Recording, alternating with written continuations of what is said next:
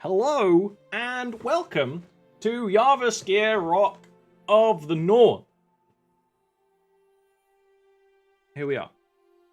It's been a little while, and we have a mini crew for a mini adventure of grand proportions.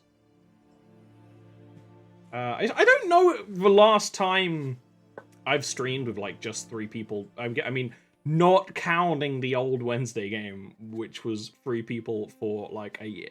But you know, we've had big crews for a while, big stonks. But the shorty squads is where it's at. To recap,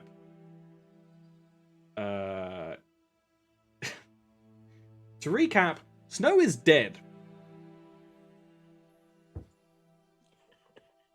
And I showed restraint there. You know, I could have been a lot meaner about that, but Snow died honorably in battle doing something very stupid. As they should. Yeah, exactly. And not accepting this for an answer, you have decided, with Balord's expertise, to invade heaven to get Snow back. That's pretty much it. But the only way you know how to get into, well, the only way Balord knows reliably to get into the heaven for Sun Elves is by asking the Moon Queen for help. The Moon Queen that pretty much everyone hates in this group. For some reason, I don't know, she's great. To the point that literally Adelhard had like a side conversation a couple of sessions ago being like, Moon Queen, though. I mean, what are we going to do about her? So, it's... Sabriel's like, we'll do something eventually. Yeah, Sabriel is, you know, Sabriel's living on that celestial elf time frame, even though he's, like, gonna kick the bucket soon enough. He's, like, really old. He's like, yeah, we'll deal with it. You know, she's got another 100 years. We can deal with it. Adelhard's like, what about now? The last session ended pretty much with you guys going up to the Moon Queen's palace. You took a huge detour from this island that was out over the North Sea to Valheim. Well, actually, I mean, it wasn't a huge detour. It's kind of just going the other way back instead of the way you would have gone to Hythundrel. So you've stopped at the Moon Queen's palace. You didn't park at the Moon Queen's palace. You parked at Adelhard's dad's place. And you are literally approaching the Moon Queen's palace, about to enter and mostly have Balord beseech her for help, which is, it's going to be a whole lot of me talking to myself. So, you know, that's why I've got a big mug of coffee. Was there anything you wanted to look into beforehand? I think there was vague mentions of maybe some things people wanted to do on the journey, or was that only if we had different players around, which we don't have today?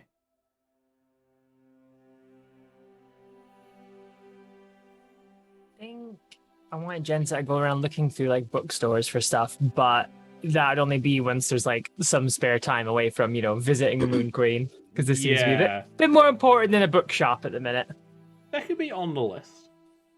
I think Cinder went and just got supplies that we would, like arrows and healing potions and stuff. Yeah, and because it was only a quick basic, that's right, you stopped last night, and this is the next day, and on that night you did some supplies, but actually like looking around a city for specialist books takes a bit longer. So, okay. You approach the Moon Queen's palace. Compared to the rest of Valheim, with its, I mean, this side of Valheim as well, this is the Ravenlord territory mostly, it's very organized buildings, it's very angular, and not crazy supernatural, not super magical. I mean, the Ravenlords are the kind of people where they have a couple of wizards, but they don't really lean into Arcana or anything like that. The most magical stuff they have is, you know, steam pipes and hot water pipes that crisscross around, but even then it's not to the degree of like steampunk bullshittery. It's just a very sensible cold weather place. The Moon Queen's palace, however, is this sleek, almost alien structure it sits as if it should have a moat around it. Like you are walking up to it on a bridge, but there's no moat. There's just a kind of like almost slight crack that goes around the entire palace. But there's no actual moat. Just near this is the kind of palace district, which is mostly being rebuilt. This was a sort of abandoned area of the city until the Moon Queen returned or came into power. So the palace is alien. The material it's made of is different to the stone of the rest of the city. There is a little bit of rain. Not that rain. That's the wrong rain. This rain.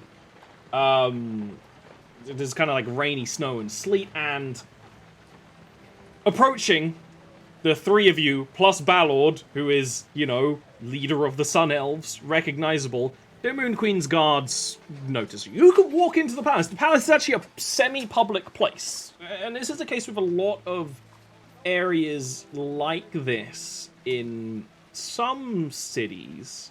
I'm thinking through it. A lot of the cities you've been to aren't like this. But Northenden, where Jensen's from, is like this, where you can actually go to the palace, where the Lady Regent runs the city. You can just walk in, but, like, then you try and get an appointment. Or something, and usually the only people who are going to be there are going to be people who are standing. This is a similar situation. The ground floor of the Moon Queen's palace is essentially a kind of public diplomacy campus. You enter at this ground level, and then it actually goes deeper, but the floor is a lot taller. You enter out onto a sort of balconies that surround a garden. And this is a garden that thrives way more than it should in the cold weather climate, which you have seen before. You went to the halflings of this region, and they have a similar thing going on. This is very elven tree work. The sort of thing that you probably would have seen in some of the Sun Elven gardens, but these are Moon Elven gardens, right? It's different flowers, different plants.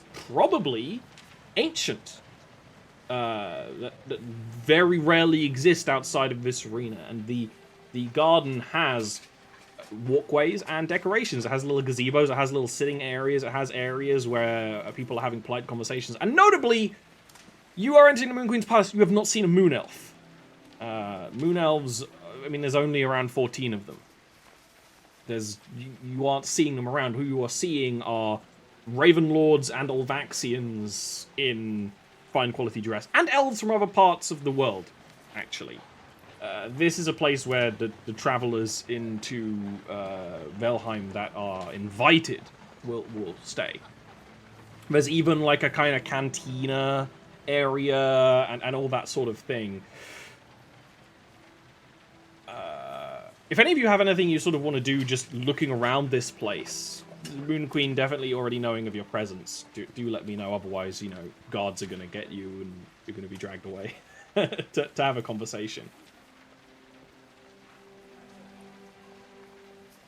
Nope, good, great. It's just going to be me talking to myself. This is going to be like when I did a show for 40k for Fable Scraps as a show.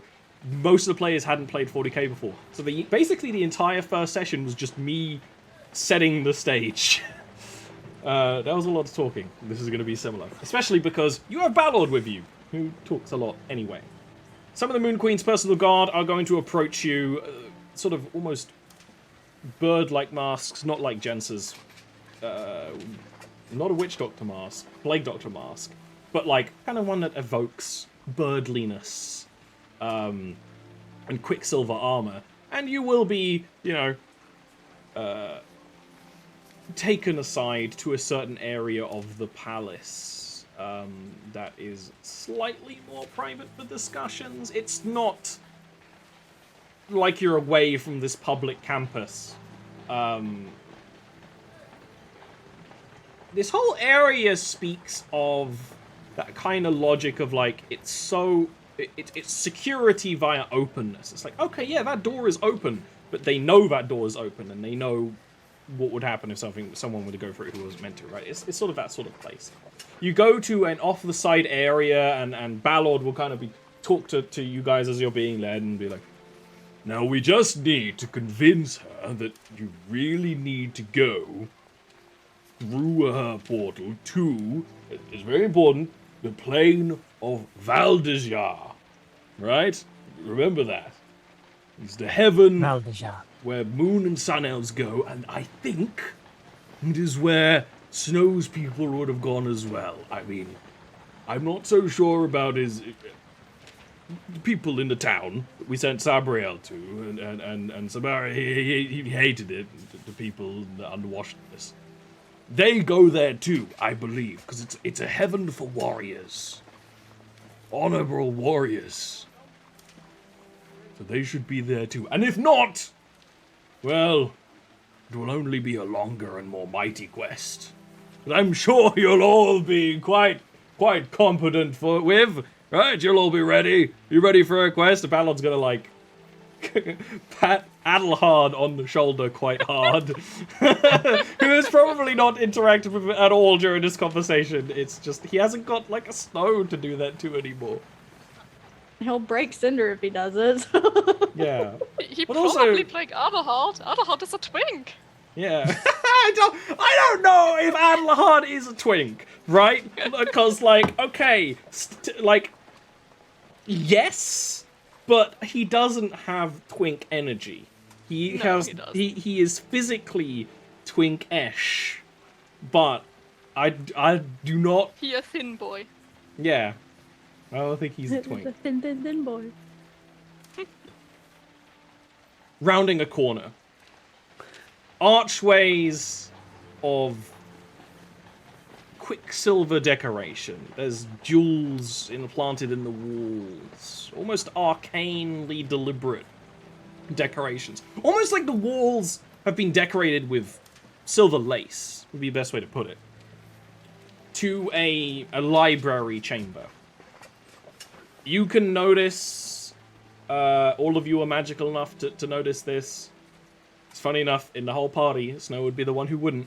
Like, there is just a ever so slight, like, engraving around the doorframe as you enter that is clearly an arcane locus for just passive spells affecting this library. And inside is the Moon Queen herself, who everyone but Jensa has met.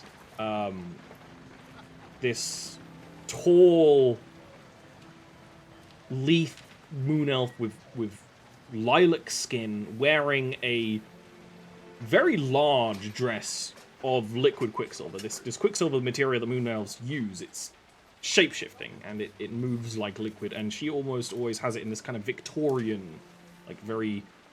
Almost, it would be bulky if it wasn't designed and made by an elf, right? With almost these wings on its back as well. The outfit has jewels incorporated into the quicksilver fabric. And she is toying with a device that's used to read star charts. This is a very big desk that has alchemical and magical tools on it. And she will put it down and look to the lot of you with her eyes glowing pale blue.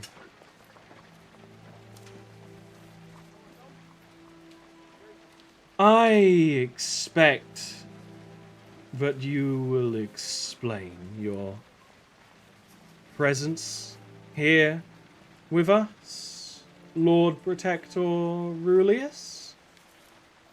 It was not long since I already entertained one of High Thunjal's dignitaries, and I assume that this is not a diplomatic array. After all,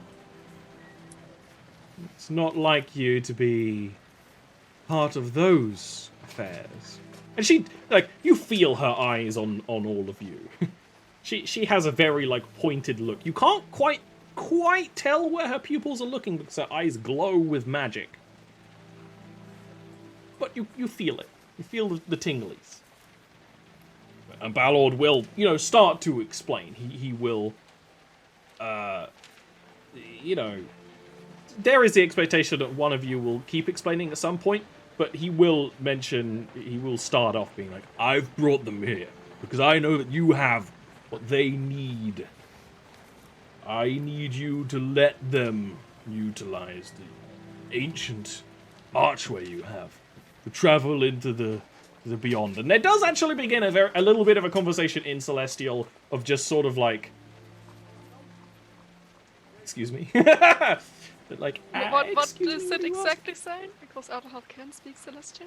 I'm Yeah, trying. the Cinder I'm speaks trying to. Celestial, I I'm think trying to that was- save myself from saying literally everything by having them briefly switch to another language. It's basically a. It is a sort of. Yeah, Cinder speaks it too. It's hard to explain in translated terms exactly what the meaning of like the Moon Elves phrasing would be, but it's almost like a really. It's a much longer, more descriptive. It's almost like a poetic prose. Celestial is a musical language. It's song. It's like it would be like if this was a musical. It would be a song being like, "Why'd you bring this to me?" But she does return to the other to common and will state that this is quite a request, and not just anyone can survive a trip into the heavens. Are they sure that they are ready for such a thing? And is this quest worth it?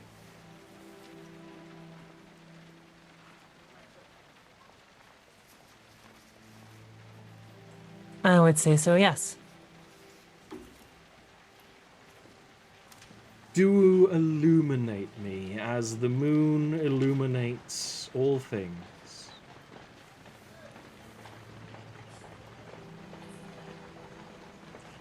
First, allow me to introduce myself. I'm Jensa Harrowbrook of Northendon. A pleasure to meet you, Your Grace. Roll an insight check. We- Anyone can do it. Oh. Okay. Shit. I don't want to stop your mojo, but at the same time, I knew Yeah. you would want the, like, okay, I'm giving you the prompt. So, funnily enough, Jensa is the only one to not notice the slightness of reactions that the Moon Queen already knew who Jensa was, the one person in the moon she had not yet met. Okay. Feel free to continue. Cinder just kind of tilts her head a little bit, like not able to stop it. Like, Outerheart Okay. is just remaining perfectly still. I have heard that you have already met our late companion, Snowcorn. Snow.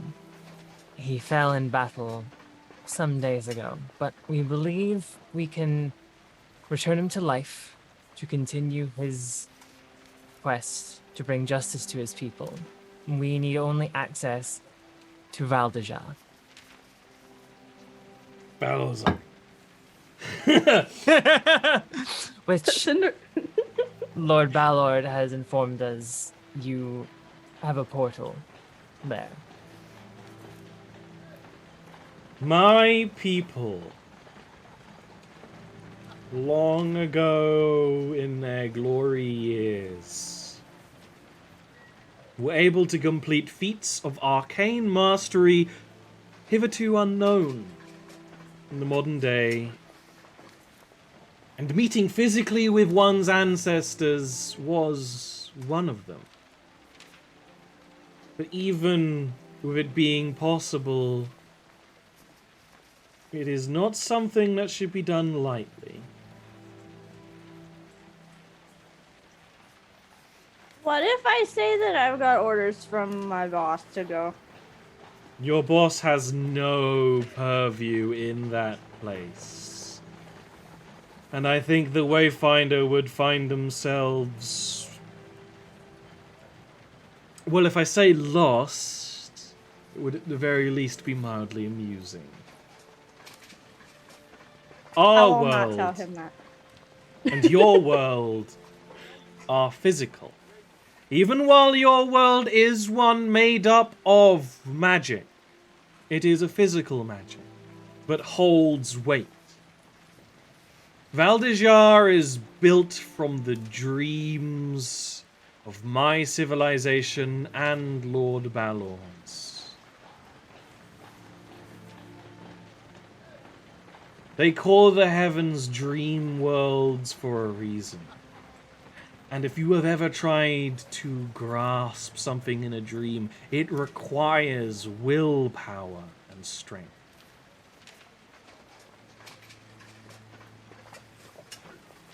And there are ways.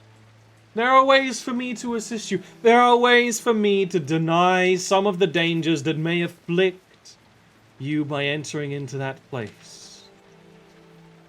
And as it is my sacred duty given to my people by the single face of the moon to protect, I will do so. I will protect you as you go into that place. I will grant you tools and allow you passage. She looks directly to Balor and is like, I do not like the precedence this sets. But as neither of us will travel, only these mortals, I believe it will fare safer. She does briefly look at Cinder a bit more, because Cinder is arguably not mortal, but that's a whole thing she's not even wanting to get into right now. Like, you don't know what's gonna happen. She probably doesn't know what's gonna happen. She clearly, she knows about when your she boss. goes through. You're not gonna Cinder knows. explode. You handled being in the spirit realm, which is the place between. She's still recovering from that right now. So she should be able to handle this, but it might have weird interactions. She will bring you through into the gardens, and she will. There is actually no order given, but all of the folk who are in the gardens are either leave or are ushered out. It is of note that, of course, pretty much everyone in here that isn't a diplomat from far afield is wearing quicksilver earrings, and those ushering people out are doing the same. She takes to you. Edelhard and Sabriel are just mind control. It's just a little mind control. It keeps the people. It's just a little. It's Oh, what the Arnold people isn't need. thinking much at the moment. So if she reads He's your more mind, thinking about the place we're going to rather than yeah, that. exactly, more focused. She takes you to a point it's not center of the garden. The garden it's like the garden in Manhattan. I can't remember the name of it. It's like long. So it's not in the center, it's in the middle, and further down, there is a kind of unassuming area that almost looks like a setup for kind of a minimalist wedding. There is just a white metal archway, and like the other stuff, it's almost like made of lace. It's just joins together, very well made, but unassuming compared to everything else, compared to these ancient cherry trees and glowing flowers and the architecture of the actual palace you are within, with like glass that allows the light in. This is very unassuming, and yet this is clearly the portal. I am sure that Lord Balord has mentioned that this will be dangerous in his own way, as he himself is a warrior. You are not meant to exist within that place. And it is the nature of reality to reject that which does not belong. Especially a place that was potentially forged by the gods. As such, there will be protectors. Much like your bodies would protect you if you cut yourselves and grew ill. There are systems at play. Obviously, none of you belong there even on a visual level, As such, I will grant you some constructions of mine to assist in that arena. Not just visually, but to alter the appearance of your souls to those who would look upon them. She reaches into her wrist. Like her fingers the wrist kind of glows. Her fingers reach in, and she pulls something out. She pulls out a trio of thin necklaces. Again, unassuming. These will project a form that makes you look as if you were a celestial elf. It will still be you, but you will be higher and belong more in that place. This is the point where you get to decide if you want to look like a sun elf or a moon elf when you go in there. Ooh. It's Ooh, still what gonna do we be want like Cinder? you. You're still gonna have like your features. It's one of those ones, right? It's almost like a race swap. So moon elf or sun elf. And you go in Cinder there. makes herself look like Falord's daughter. Yeah. So you take this, you put it on, and Cinder turns from shorty stack rabbit to a taller, probably still short, sun elf with gleaming skin and the hair. Probably roughly the same style, maybe an added braid to match Balord's. But yeah, you look more like Balord with the golden skin. And yes, your clothing changes too. To at least appear like, maybe not the armor that like they wear now. This is going to an ancient place, but it's made of the right stuff. It's gold, it's gleaming, it's glorious, and giving new prompts to the pair of artists in the group to draw their characters in new forms and new costumes. Yeah. Sun elf smut. Sun elf smut. I didn't say smut, but you two, moon elf or sun elf?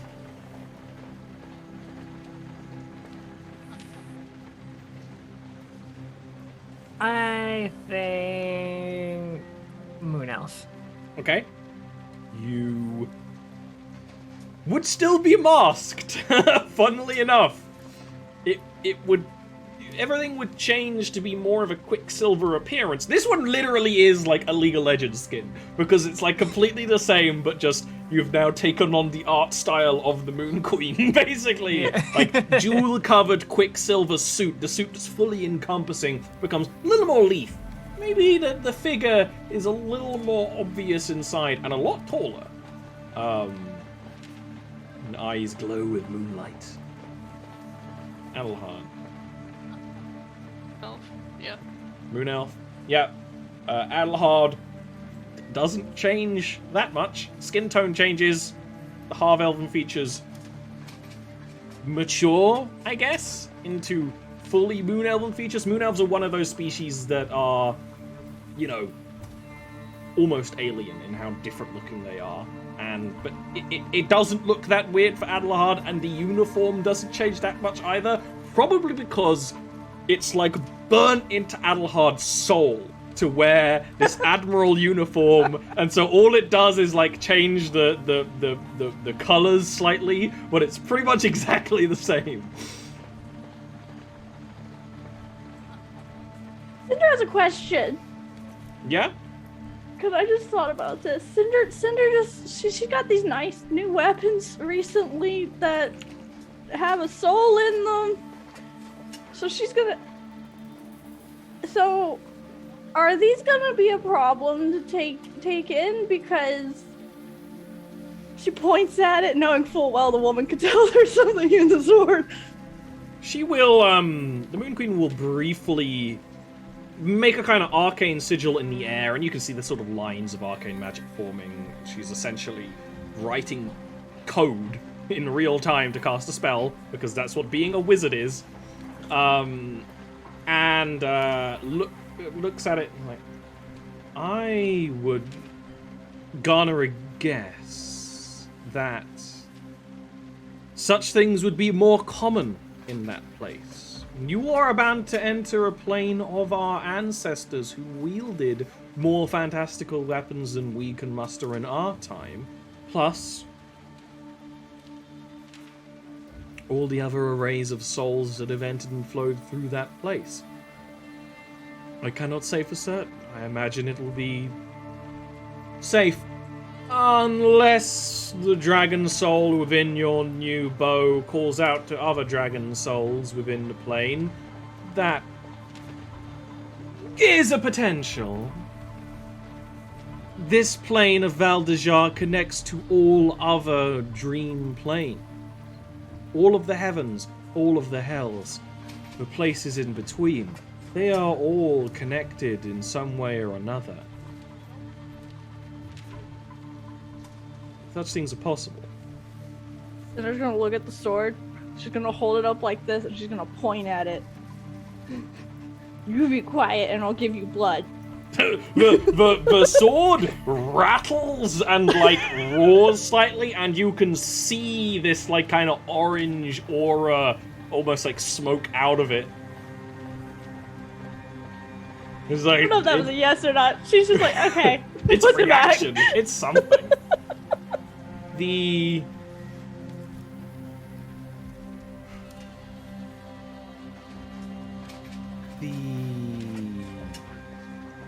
she will briefly explain more that I cannot say for certain that this portal will take you directly to Valdejar, nor can I say if the person you are looking for is within that plane. Therefore, you may need to look into places between. It is of note that these realms are as infinite as a dream is. But I am sure that your herald will be able to find the places where planes connect. Such is their specialty. Mm-hmm. She's not gonna mention the fact that she just got lost, but she'll... The Moon Queen probably already knows. I don't know. I don't know. That's a realm of fuckery that Cinder had to deal with. That's probably beyond her. Bo, what are you doing? And with that, she will actually take out her spellbook for this one. The little spell she just cast, nothing. This is okay. She gets out her spellbook. Seems to draw magic from multiple pages, and the magic she draws also seems to flow from her. Much as when Ballord behind you casts his spells, you see the inner flame, the inner sunlight that wells within his celestially hewn body. This is happening with the Moon Queen while Ori's gecko is like fucking about. This happens with the Moon Queen, like her lilac skin glows with this inner cold light. It kind of flows up the arms. It's a lot more controlled than when Ballord does it. And flows into the archway, and the archway goes from looking out into the other side of the garden to looking out into a courtyard. A kind of...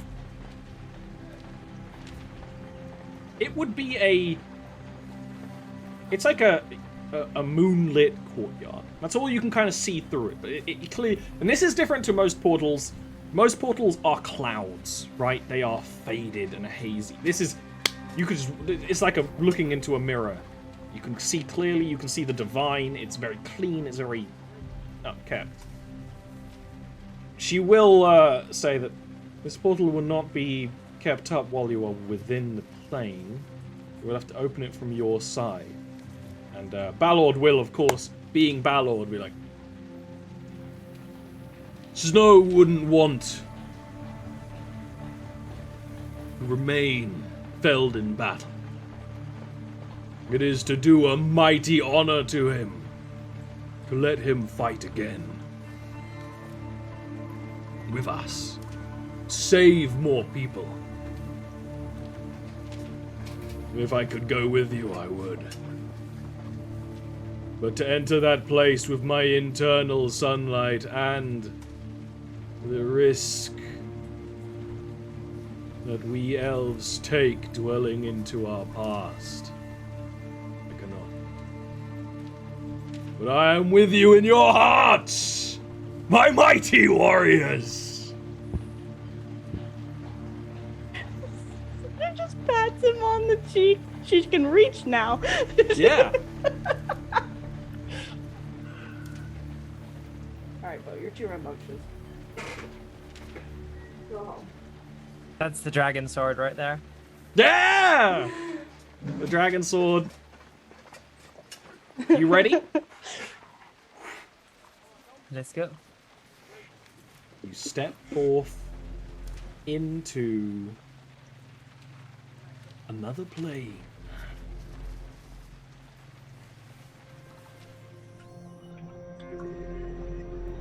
The courtyard is slightly cool. It's all in all not as cold as it was in Valheim. The air is clean, yet it has that kind of scent of the city to it. The scent of various industries and almost like walking into a perfume shop. It's kind of a smell that's almost permeates this place. You are standing almost in a fountain, but there's no water in it. But that's kind of like what the structure you're in is like. The archway is kind of carved into the side of a wall, but it's not just delicate lace on this side. It is this like rough, this sharp-hewn shape, almost like made of shields.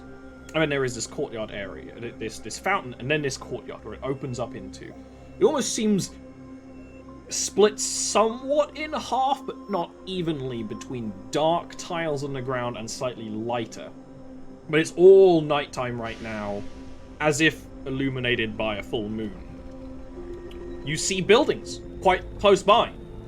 In fact, you look around, you see nothing but buildings. It's like you are within a metropolis. There are buildings and buildings stacked on buildings and walkways between them and balconies, and you've been to High Thundral, the city of the Sun Elves, and you've seen a little bit of the Moon Queen's palace, and it's almost like the two things were combined. There is the sharpness of the military Sun Elven buildings, but also the magisticism, that's not how that's pronounced, of the Moon Elven buildings, but also just it's more lived in. It resembles more the streets of like Valheim in that this is a place people live. There are like flowers in the windows, but you can't see through the windows, and you see no people in the streets right now, but you can hear them. You can hear people. You can see some statues dotted around. You see two right now are these circular plinths that only go like 6 inches off the ground. And standing on them are statues. There's one in the dark area that is made of blue stone and is of a Moon Elven woman in full armor. And there is one in the lit area of a Sun Elven man in full armor, made of kind of a yellowish orange stone.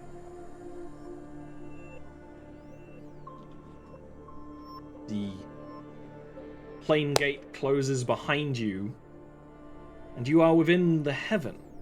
And at first, everything feels normal. Maybe you weren't expecting to enter into such a metropolis area.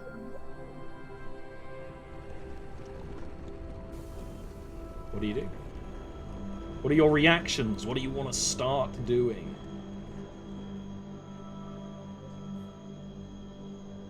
Well, I wasn't expecting it to look like this.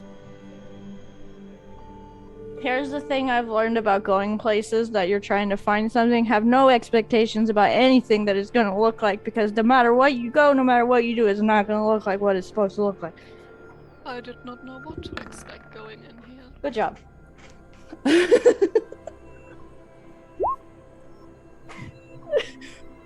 Can Cinder do what Cinder does best, I guess, and try to look for some clue? Clue to what? As to where Snow might be, or have a place where he could have gone, or any trace of Snow, or... Looking for traces of Snow is where you can start. The other questions are kind of beyond the purview of a roll. But you can do a survival check to immediately search the area for signs of giant. The doorways you see are tall, but not giant wide, right? They're decorative doors for taller elves from a higher ancient era. So go ahead, you get a survival roll, see what happens. I'm making sure I don't have anything else that'll let me. Oh wait, hold on. Oh, wait a minute. Yeah, do you have any Damn it. Horizon Walker stuff? I'm looking. In this time, while like you're kind of like getting used to things, you're standing here in these celestial elf forms. That's when more people sort of start traveling around the area. You see a moon elven woman in a brilliant dress, calling to someone on a higher balcony and having a conversation. But when you focus on her and look at her, because she's the only person you can see right now, there's just a slight haze. It's not that they're hard to look at, it's just kind of when you blink, she looks kind of almost translucent. And that's actually what's starting to get to you, Cinder, when you're starting to look around. You haven't left this you haven't stepped out of the fountain yet. But when you kind of look to a place and turn around and look again, it's changed. Nothing is material here. When you look and think, oh, maybe snow could have gone through that hallway because it's wider, and you look back, it's narrower again. You take a second glance at one of the flower pots in the windows, and the plants have changed ever so slightly. But like a dream, things do not entirely persist, and it's hazy, it's blurry. It's like a oil painting that hasn't gone through that final refinement phase of all the details being polished up, but some things have. It's like when an artist only does the focus on the face and like the hands, because there's parts where you're going to look Don't at me. Hey, we all do it. I saw, it's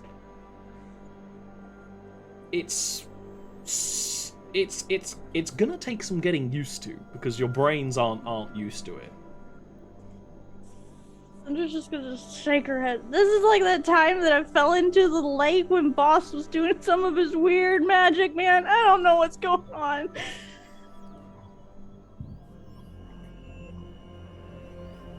Well, we must be able to find something to work off of, even if we just... Can't we Maybe. just pick a direction and go? Maybe, yeah, let's just find the nearest bar or sparring arena, and maybe that'll tell us where he's at. That's a good idea. It's the same logic no matter which Colosseum. plane you're in. Yeah, good idea. Alright, you start moving. As you start moving from this place,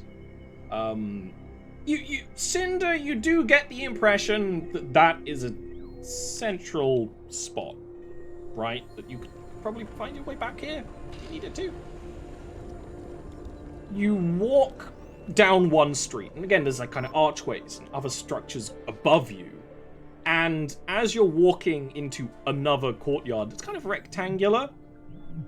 You hear almost like a click and like almost a clockwork sound. If the pieces of a clockwork machine were made of crystal glass, that would be the sound. As a dark area turns into a light area and sunlight begins to beam down upon it. And these ancient, now dead Sun Elven souls amass into a little bit of a celebration around a, oh, this is when the Sun Elves are gonna be racist. They're from a different era. There is kind of like a parade float of a giant. That there is kind of a celebration around, because the Sun Elves and Moon Elves were created to eradicate the giants, essentially, within the best of their ability. But basically, you see this click, and everything sort of rushes, and the music starts, and people arrives, and there's more of those statues in this golden area, and there are kind of archways that lead into more of this celebration. It is like you have moved into a festival, like a street festival, to a degree. I'm also going to tell you the detail that you guys are going to want to know. There is a giant dog the size of a horse with wings. That is it looks like it pulled the parade float here. It has a bit of a, it has like a bit of a saddle. This is not a creature you could turn into, but not yet anyway. No, steal it. Not turn into it. Steal it. This is a Sunhound, the ancient Sun Elven mount. They are basically giant Pegasus dogs. They're what they used before Pegasus. It's Pegasi. That explains so much about Zelius II's brain cells. Anyway. Yeah. And the Sun Elves you see, you know, you've seen them in decline in your world, right? The Sun Elves are old and faded. They're dead. These are dead people. And only sometimes do you kind of catch a glimpse of the deadness. Like, that one over there has a spear through his, actually 2 spears through his chest. But he's also raising a mug of ale to celebration. And yeah, when he takes a big swig, it pours out. And sometimes the other, you just get that kind of, you don't get that feeling of you're in a place with people. You know what I mean? That like kind of subconscious sensation, like, okay, I'm in an area, there are people who are here who can interact with. You don't get that feeling. It's very cold, despite the warmth of the sun coming down here. I'll fuck through a town in England. Yeah, I know. Yeah. Damn.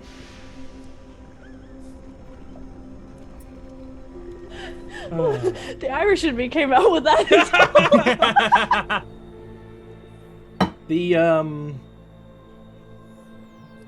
What was I saying? But yeah, no, a lot of these are younger Sun Elves who have got a lot more energy, and they're not all wearing armor, and some of the armor they do have is more decorated in different ways, and there's this Sunhound. There appear to be some other animals and creatures as well. But again, they're all kind of half there. But they're having a great time, and the music's flowing, and the party's having a great time, and someone has punched the giant statue, the giant parade float, and tried to knock it over. And... Okay, I have a question. So earlier we saw like places change as we looked at them again, right? Yeah. Is that still happening? That is going to happen until you return to your world. That so appears to be a fundamental nature of not being on a material plane. These places are not material. I have a question for the rest of the group. He's gonna ask. We've seen places change here as we look at them again. I wonder if we are actually seeing the same thing. I mean, are you asking if I'm seeing what you're seeing with the dog and the wings and the party, or... The details are the same, yes. As far as I know. So, if I'll turn and look, and is there still like a window with like plants, like on like in a little plant pot nearby or something like that? There's something stuff similar? like that, yeah. Yeah, like I'll point to what like the nearest one to us. It's a very decorated, very ornate place. This is an elven heaven. Everything has had thousands of years of decoration time to it. Okay. So what color of flower do the rest of you see? And what color do I see when I point at like the nearest pot? Right now it's blue. And you two see blue as well, yeah. Okay, good. But when you blink, it changes to yellow.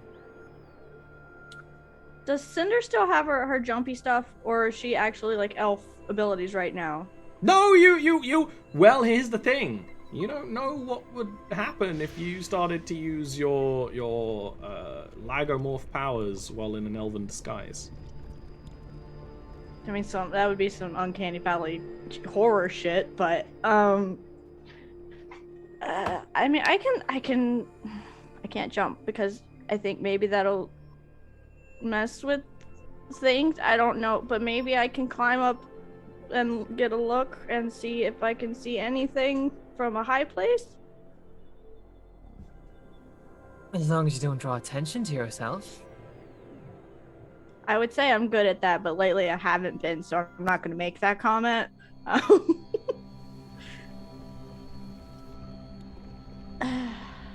my heart is going to ponder just out loud. If this world was described like a dream, I wonder if we can manipulate it like a dream as well. Oh, Outl Heart over here with the good ideas. It's a good idea. But how do we just think really hard about Snow and then we'll find him? Do I think that?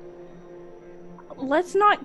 She like puts her hands over the sword so it can't hear, but she's like, let's not pretend that manifesting things will bring things to us, because do we really want a bunch of dragons?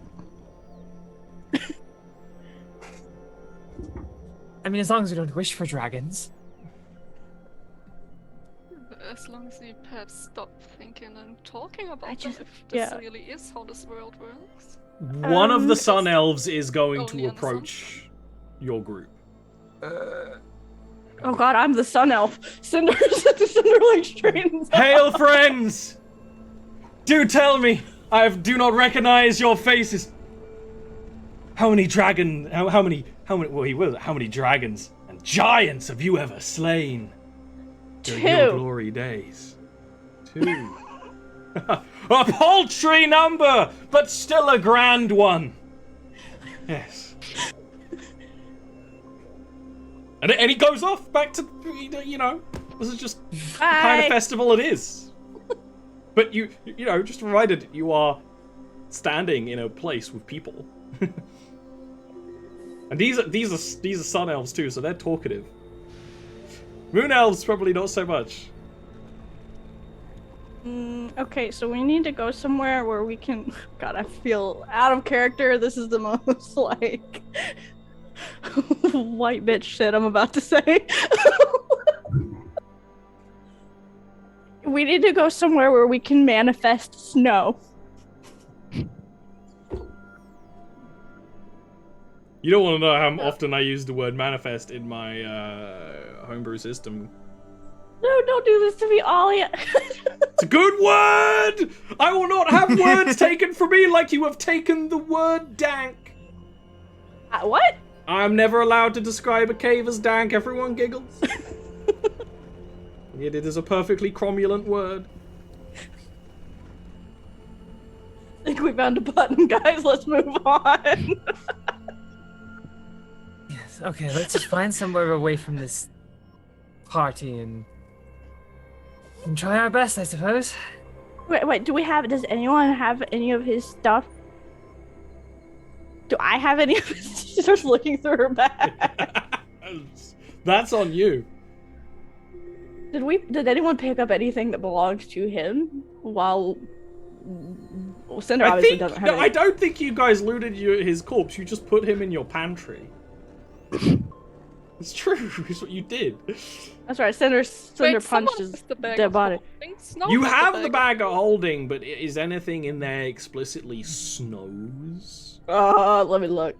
That's some gold that's kind of sectioned for him. I don't think so. That's not that belongs to Snow, but that's not really It's Snow. not Snow's. It's not emotionally Yrex's- resonant. Well, Yrex's spellbook is in there. That's something. That's something. It could work. Hopefully it doesn't, spawn that guy again, because he's gonna be really unhappy to see me, but I somehow doubt he's ended up here of all places. I don't know. I mean, I ended up in spirit world by accident, so True, but that's sort of in your nature now, isn't it? not really. Thank you. All right, so Cinder will pull the book out, I guess.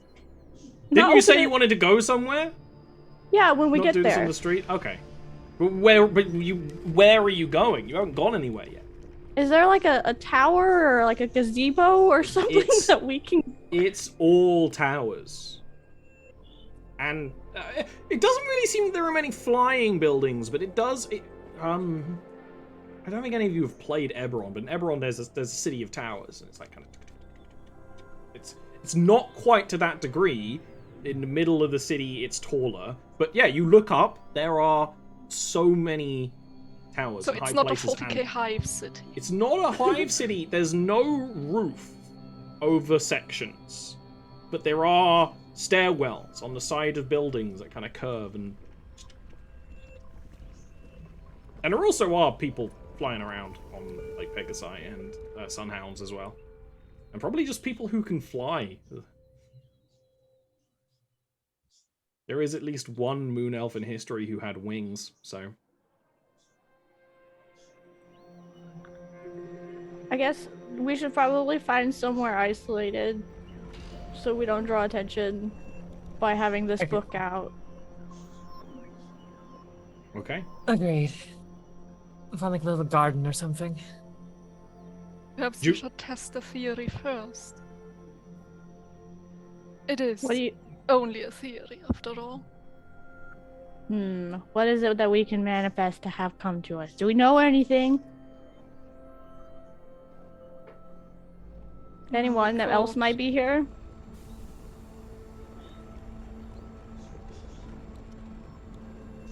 If this was Sabriel, I would have plenty of options here. This is not Sabriel.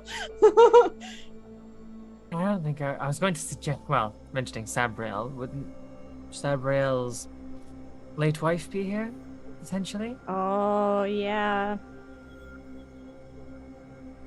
But we have no real connection to her.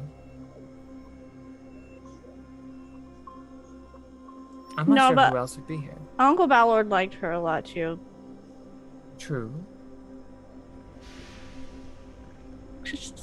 Cinder thought about saying Daddy Ballard, but then she realized Doesn't sound right, Daddy Ballard. Even though last session you did basically accept that Ballard is dad. Cinder's dad, but emotionally. But do you want to go and try and find a quiet place first before you sit here questioning your inventory for in-game hours?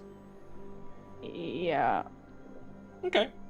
You can climb up many of these stairwells on the sides of buildings, most not having railings. This appears to be where something that the usurper elves inherited from the moon elves in not putting railings on the sides of their horrible death trap buildings. The canonical reason why usurper elves have a dex bonus in this system.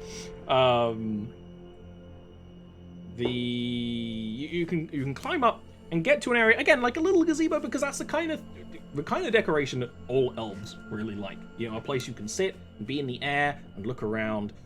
There's more to this tower above, but the walls are merely pillars and decoration, and there's kind of a sitting spot, and there is a hearth in the middle.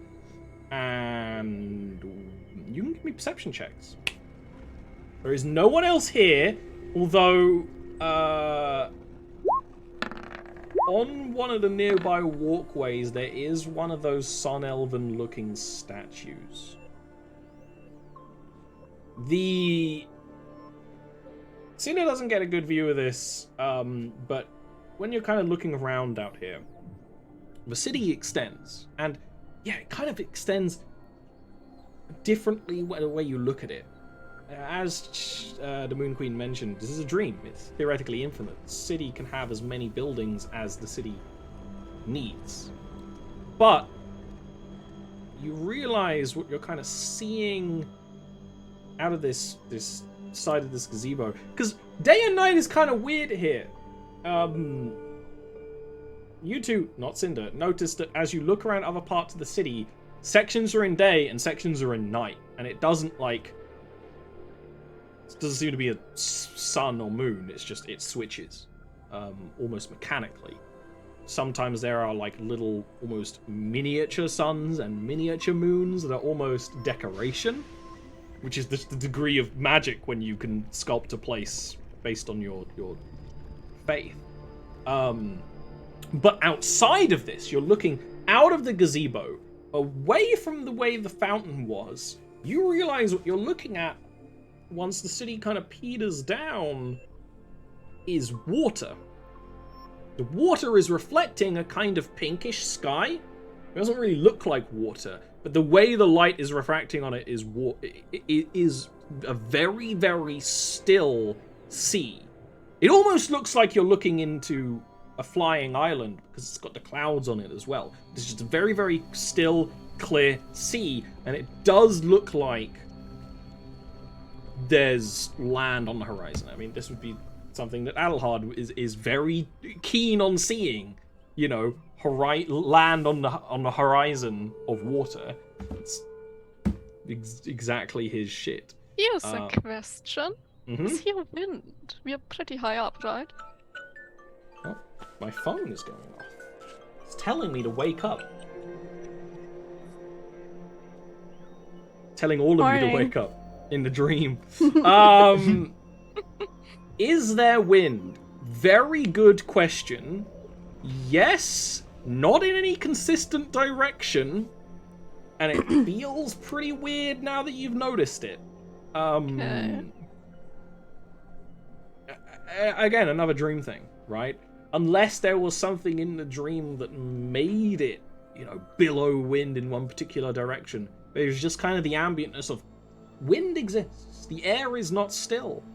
But why? And it's not like it's not as the wind is not as fast as it should be for how high up you are. You've climbed quite high up to get to this quiet place because there are people around, you know.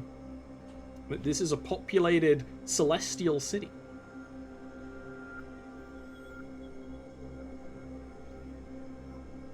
But this is a quiet spot, seemingly. And you can see the ways to this spot, so if people were to approach you, could either act casual or piss off.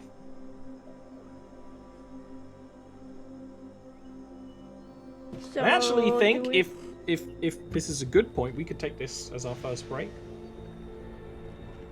Yeah. Okay. We'll be back in a couple of minutes. Shouldn't be long. Un momento.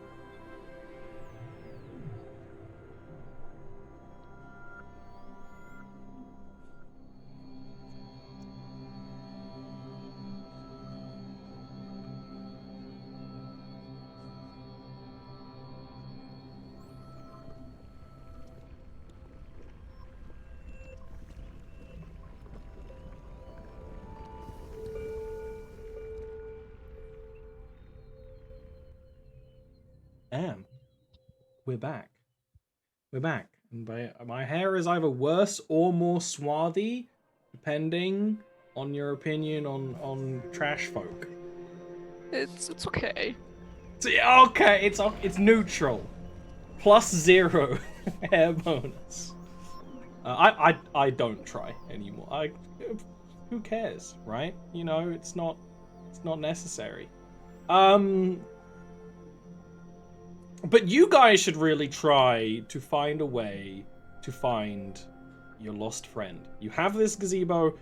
I stopped right as Ori was forming maybe an idea, maybe a cinder, you know, just kind of word vomit. Who knows what was about to happen?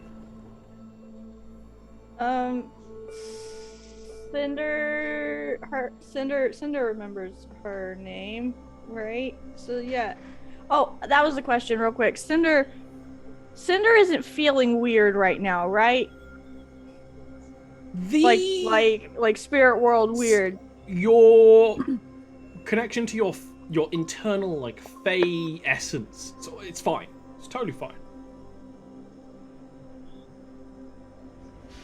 There's a silent butt there, and I don't. No, like there's no but. It's just that you're expecting something to. But the butt would be. That's why. But all of your heads feel slightly weird from things constantly kind of apparating and unapparating. Like you get that feeling. Not maybe that like pre-migraine aura feeling you all have. Like you're something is wrong with your head for being here. But it's not necessarily hurting yet. Okay, here's a question. Have I noticed like any consistencies, or is it all just in the way things change, or in the way the little suns and moons change?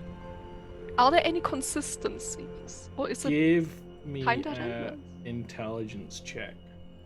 Just int? I mean, you could say Arcana. You Okay. want?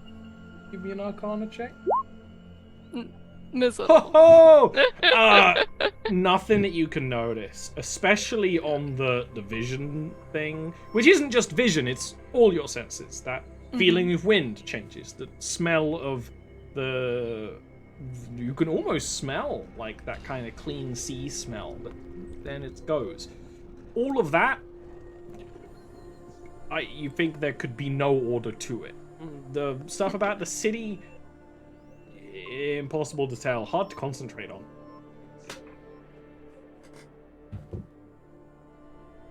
Now ignore me while I try and get a book out of my book pile. Cinder's got some of Ballard's clothing still in her bag. Yes! His blue robe. Yeah. I remember. She's not giving it back. It's a blanket now. It's not a very good blanket. It's like satin. It's a blanket now.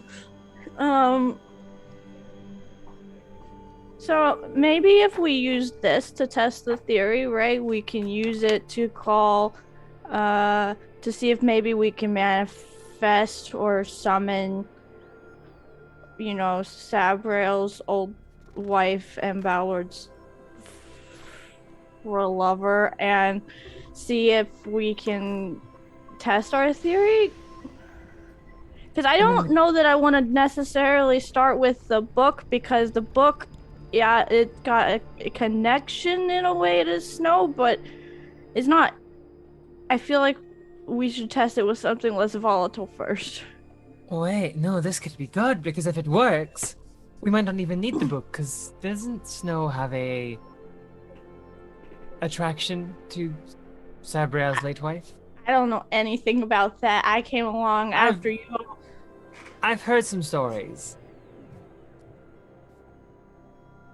Okay, well maybe we can try and summon her with Ballard's clothing. It's worth a try. She's not getting it though, it's mine. Okay. Oh yeah, the soap opera of Sabrail's late wife, who's also Ballard's girlfriend. There's lots. There's What's a lot. going on? Sabriel's a hoe. Anyway, so I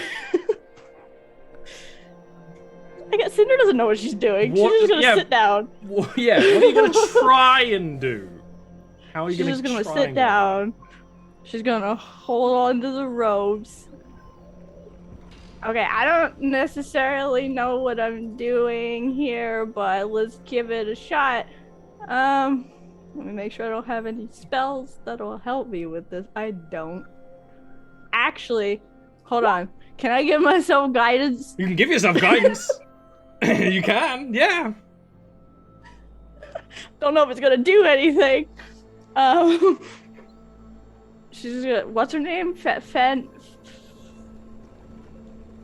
Fendolin? I know this. Cinder doesn't. Cinder's just guessing.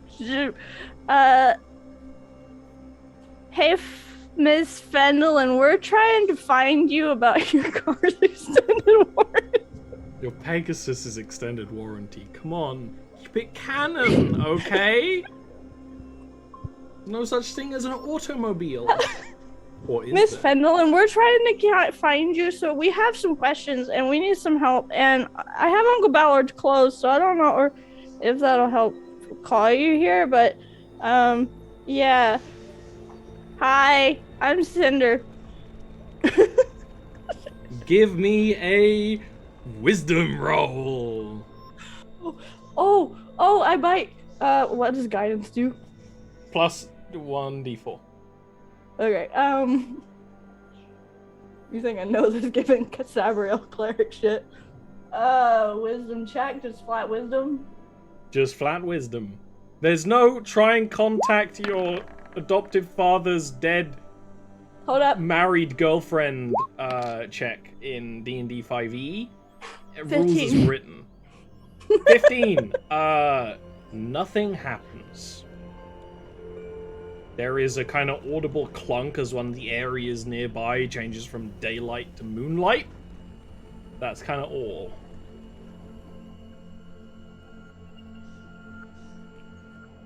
Okay. Okay, well that didn't work.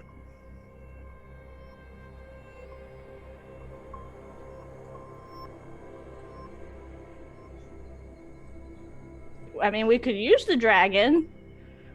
I don't know how happy he'll be about it, but we can use him.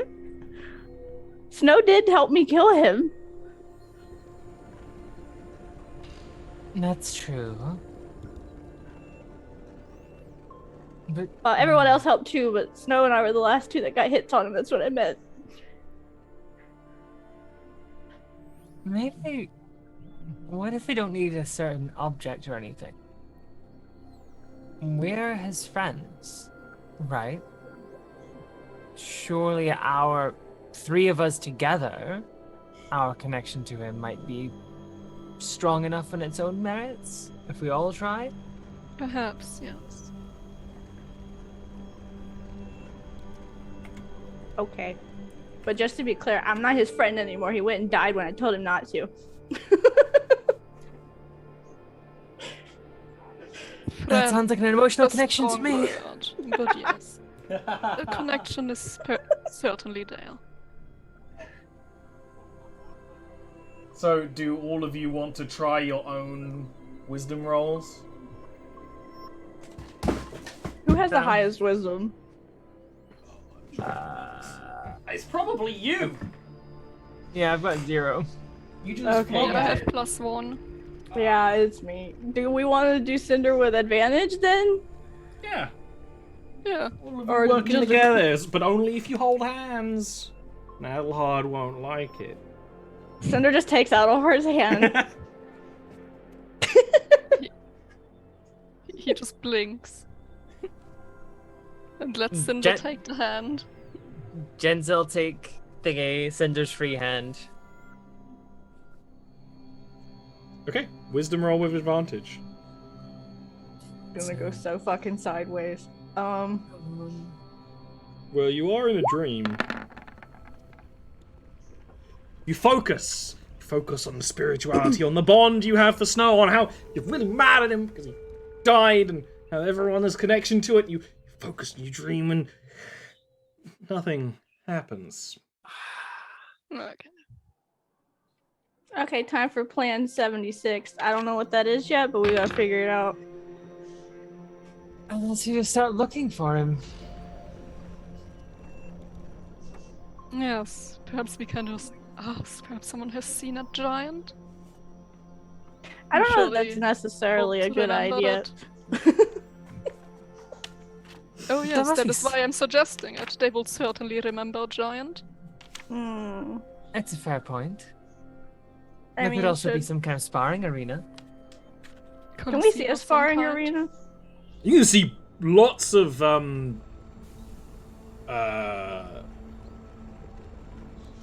I don't know if any of you have gone to it, but in High Thunderall there's kind of like a sparring platform for training. You can see a lot we've of been those. Yeah. That sort of thing.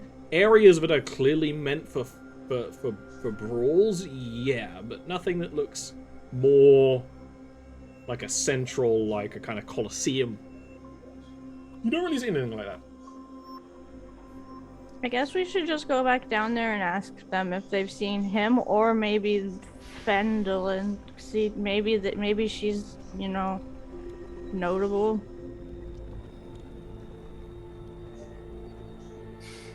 It's our only real option. I'm just imagining Sabriel's dad walking around with a big fucking gaping hole. It does appear that the cause of one's death lingers on your soul. I mean, Sabriel's seen him. He knows.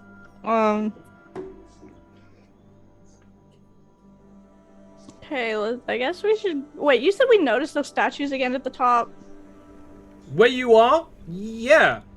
Actually, it looks like it's in a slightly different place than it was when you first got here. It's like 2 feet closer in a slightly different stance. What's its facial expression? Completely blank. If I go knock on it, is it gonna move? You don't know that. We're gonna Weeping Angels this shit. She's gonna go knock on it. It does a very sharp, like, head snap That's what I down thought. to you with the grinding of stone. And you can actually see the pupils, like, focus on you. It's like the statue is being rehewn every second. And I have a question. You do not belong here. Yeah, I do. That's the okay. That's the plan. That's the Gaslight it. That's the plan. Okay. I know you are, but what am I? That's what you're gonna say to the angel statue. Okay. Okay. It is going to kind of like doing the whole holding a kind of polearm stance, but it pulls it like almost out of the ground to a much larger weapon and twists it and kind of actually does like almost like a police shove on you to knock you back. And you're standing on a walkway with no railings that connects to like the area where the other two are sitting. So it could easily have shoved you off the edge. I know Cinder doesn't care, but you know, Ori might. Cinder doesn't give a shit. You do not belong here. They do not belong here. Okay. But I have to talk to you for a minute. I have a question, and I will get out of your hair as soon as possible, Mr. Statue Soldier Man, okay?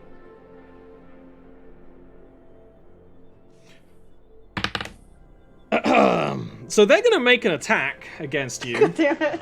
What's Cinder's AC right now? Too fucking low. 14. They will hit. That's not a big enough dice. I need a bigger dice. Well, they rolled pretty much as bad as they possibly could, so it's only going to be 6 slashing damage. It's a warning shot, right? It's a warning strike That's because it fine. sort of does this whole kind of like military parade maneuver with the so kind of like a poleaxe it's wielding, and they'll slash you in the process. And you like, this is not a thing that can be talked to. This appears to be almost white blood cells that Okay, so the we've system. determined that the statues are in fact weeping angels. That was the point. Okay. Well, it's moving and you're looking at it, so they're original statue characters. Please do not steal. They're raging angels. Raging angels. That sounds like an would be- energy drink. That would be an energy drink that sun elves drink. No, I gotta draw Balor drinking one. Crushes it on his forehead. Someone remind me that. So Cinder's just gonna take a step back. Yeah, it takes a step forward. Okay, guys, we should probably go because while the spookies aren't noticing us, the landscape is. So we should probably as I noticed it was watching us and moving. Yeah, let's probably just move. I don't think we can. So the I don't think spookies it's a good aren't idea to kill noticing this us. thing. Yeah, I Let's don't want to fight it because I feel like if we fight it, then the whole place is gonna go aggro on us. So It is marching towards you right now. Let's Slowly, leave. though. yeah, so Cinder's just like, what's it gonna do? Run? These aren't sprinting statue zombies. Not yet. Cinder, Where are you gonna Cinder's go? gonna down. Down. As you Yeah, go down, you pass. Pretend to do what he told us. Leave. When you Yeah, go we're down, going to you leave. pass an area that's engulfed in moonlight, and you see one of the female moon elven statues. It kind of like you could. It's still following you. It's following you at a slow pace, but it's like a kind of horror movie villain. It's like slow pace, but it's not slowing down. You know. And one of the female ones does kind of like snap and follow you. It says like, "You do not belong here," and like also moves slightly. Like you've got the attention of the landscape. As long as we don't aggro the landscape, we should be fine. I think we've already somewhat aggroed them. Yes. Sorry. I was just testing a theory. Where could Snow be? There was no training platform place, was there? Or was there lots of them? There's there one loads close? of them. There's theoretically Loads of them, okay. infinite. Is there one close? Not super close. Not in like the because right now you're.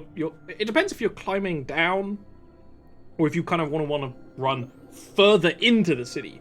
My assumption is you want to go back to where you came from, or further away, to the edge. Further away from him, probably, but Cinder just had an idea while we're running. So, you guys, we're gonna go look for a sparring area, right?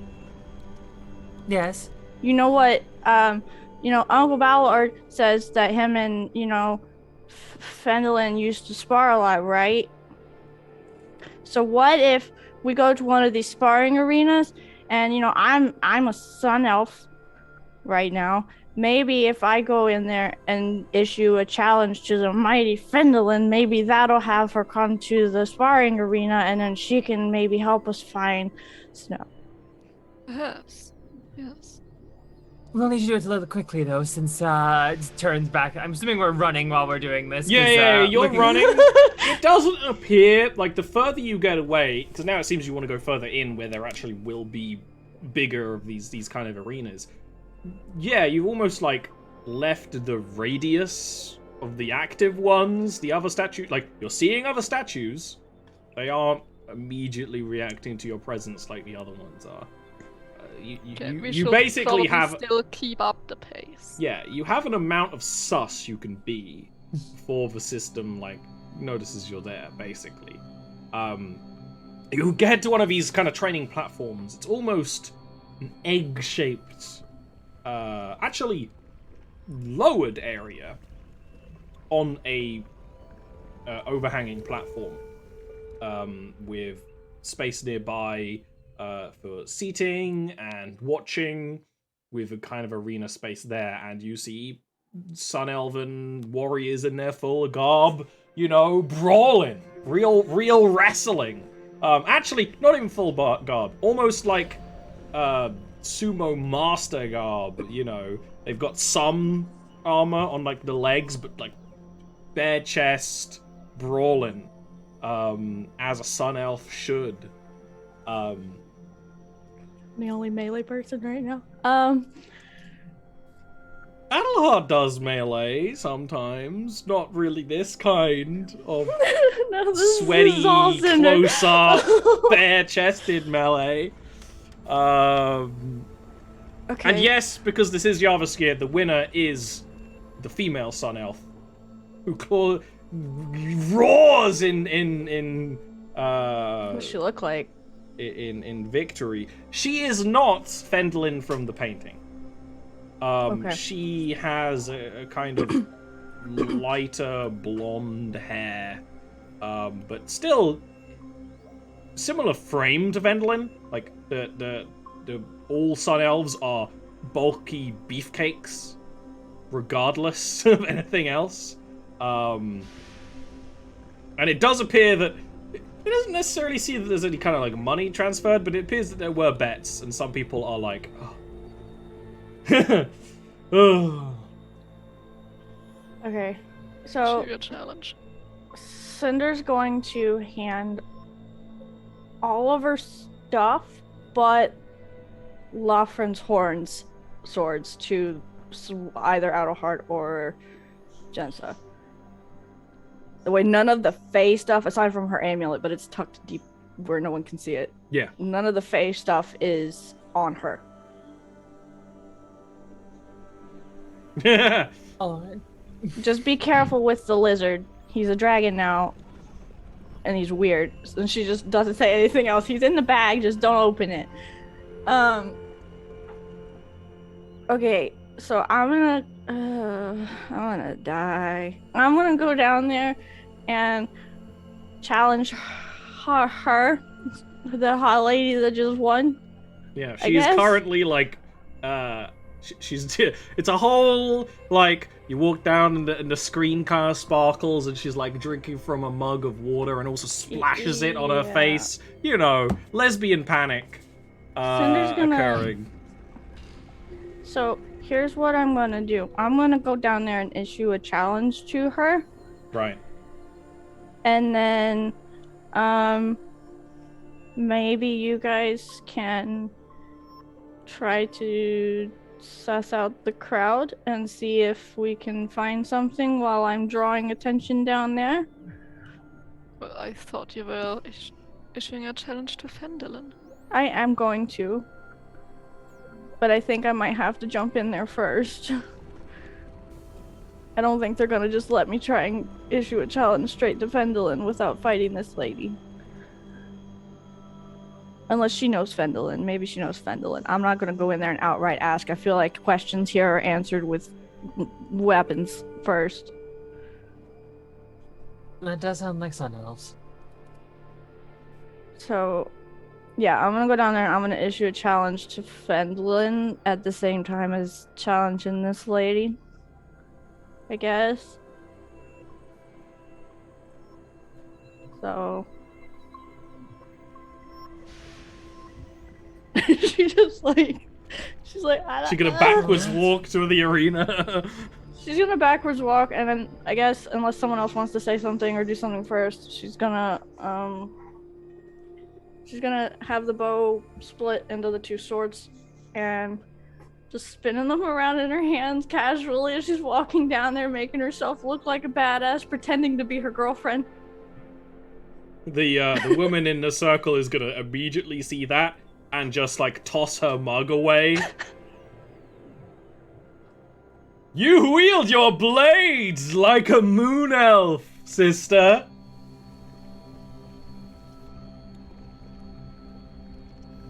And there is a jock laugh from the Sun Elven souls and a couple of Moon Elven souls who are like kind of sitting quietly, just kind of. Cinder's just like, do you want to test that theory, or will you fight me and maybe then I can challenge the Great Fendolin? I never turn down a fight, nor does anyone in our fair city. But I don't fight with a pair of dragon horns. I fight with my fists. Okay. Then we are agreed. Cinder can do damage with her feet, but she's gonna try not to because it's gonna go poorly if she does. Is that actually a thing? Like your feet are unarmed weapons in your race? She's got claws. That makes sense. She is gonna she's gonna kind of beckon you. She doesn't give no fucks. And there is kind of like the the chortling from the crowd. Cinder isn't entirely a dex build, so this is how this is gonna have to go.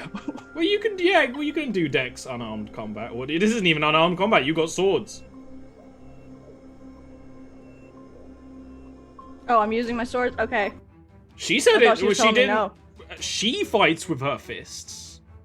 You can use your fine. swords. Well, good. Then Cinder's gonna. Go ahead. Cinder's just gonna use her swords. So are we? Do I need to roll initiative? Just roll the combat. We'll just do back and forth. Okay. Which one's the sword? Hold on. The pointy one. Oh, I didn't mean to roll. Oh wait. Okay. 15 that hit? Unarmored sun elf. Yes. And then she's got a second attack too. Yeah. Okay. Okay. Cinder does that, and she like flips back and stands and waits. Yeah. She kind of like pushes at your hands to try and like negate the damage somewhat, but you still get hits off on it. That do appear to hurt her more than she expected. I mean, these are magical weapons against the spirit. And so she does raise a pair of bushy eyebrows. Okay. You know how to use your toothpicks. And she is gonna take a step back and then basically rocket charge into you with the power of sunlight. Because she can. What's your AC? It's 14? 14. Well, it's gonna be a pair of hits.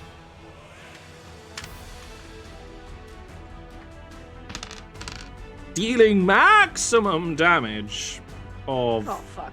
Yeah. 11 damage each hit. Bludgeoning. She is punching you like Zod punches Superman. It's like a smack to the ground.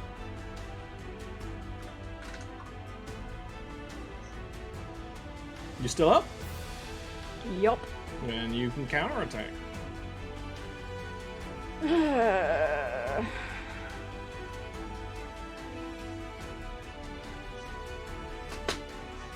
I guess second verse is the same as the first, Mr. Krabs. Is that a thing? You can do better than that. Mr. Squidward, I should kick Also- your fucking ass. This is using acid damage too, not just the magical. Yes! That's a massive part of it. Cinder just like doesn't. She's not saying anything. She's just letting the fight speak for itself. Mm-hmm. Cinder actually is quite serious when she's in a fight. Yeah! I mean, honestly, that's a lot of damage very quick. And it's exactly the way Cinder should fight, right? It's lots of quick damaging strikes with the blades. And yeah, I mean, this probably should have been an unarmed fight because there's not a whole lot she could do about it. Although she is, fighting the way that clearly Sun Elf is almost like trained to fight against such a combatant. And it's well fought. There it does reach a point where you almost see her spirit struggle. You can like see the heartbeat pulse of sunlight. And she is gonna like kind of shove you away and go to one knee and just like put a hand up to yield. Cinder puts her swords to her side and takes the hand and pulls her up.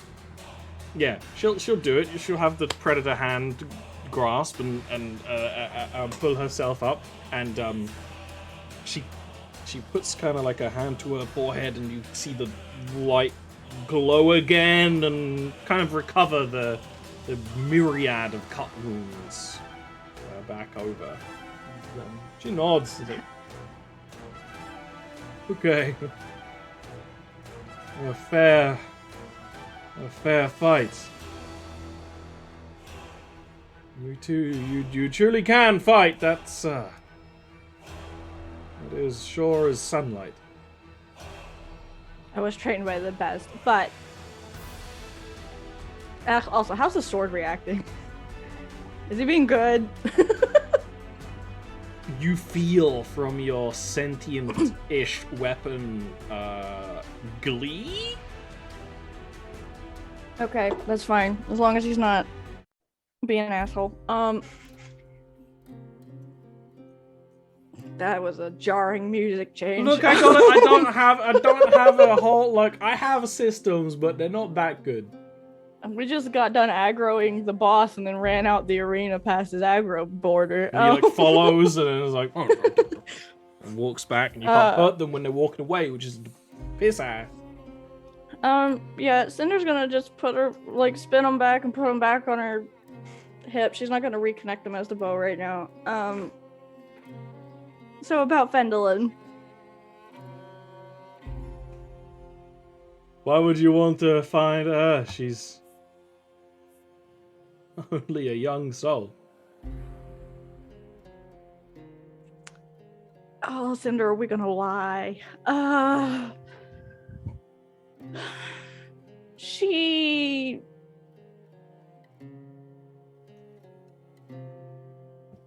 a good friend of my dad's, and I need to talk to her.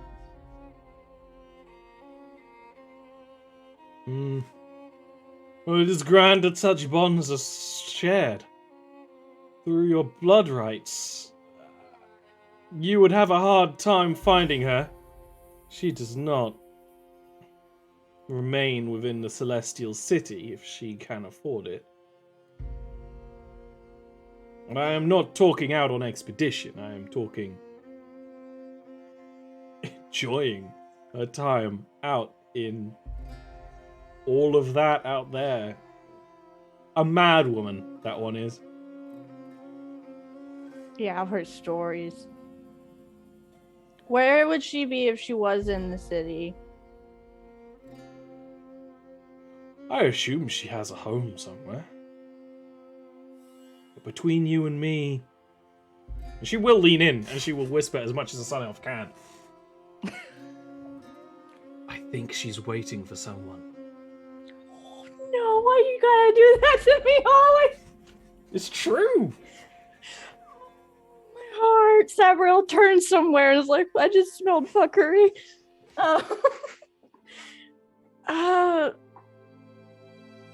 That sounds about right. You know? Okay. Well, maybe we can find where she might have gone or her house. Have you seen... She's gonna pause for a second. Have you seen maybe a half giant walking around with ice on his head? No, I believe that you are the mad woman here, my friend. Even Fendlin does not speak such codswallow. So I'm gonna take that as a no. If any giant managed to get this close to the Celestial City, I'm not even talking about what the Guardians would do, or the Archon of Right and Wrong, if he were to see them. They would be so... The Archon of Right and Wrong is the prime de facto guardian of this place. miraculous construct granted by the sun and the moon, she says, like motioning to the moon elves. Cinder's just like, shh, don't placate them. In all honesty, if you ever see that miraculous contraption, it would be that something has gone wrong. Or some enemy has dared to fight this city directly. Oh boy. Got it. Okay, so do you know? Let's just go back to Fendelin. Do you know where, like, out there she would have gone or likes to go hang out?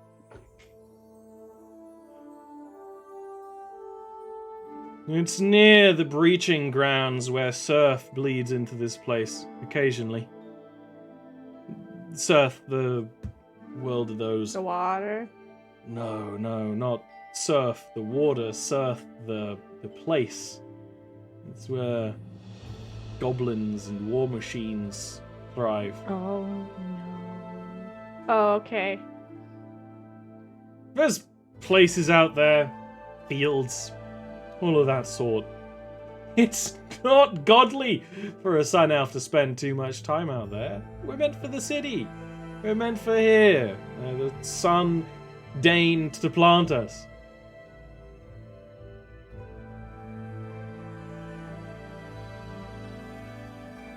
Cinder's not going to say anything. She knows there's some heartbreak going on there. Okay, well, what's your name? My name is Chaina. Hi. And what is your name, my newest battlemate? Elariel. Well, Ilariel,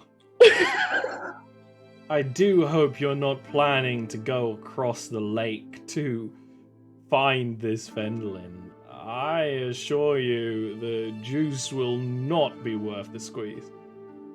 I have things that she needs to know from the ones that she's been waiting for. Then maybe she'll come back to the city. I don't know. But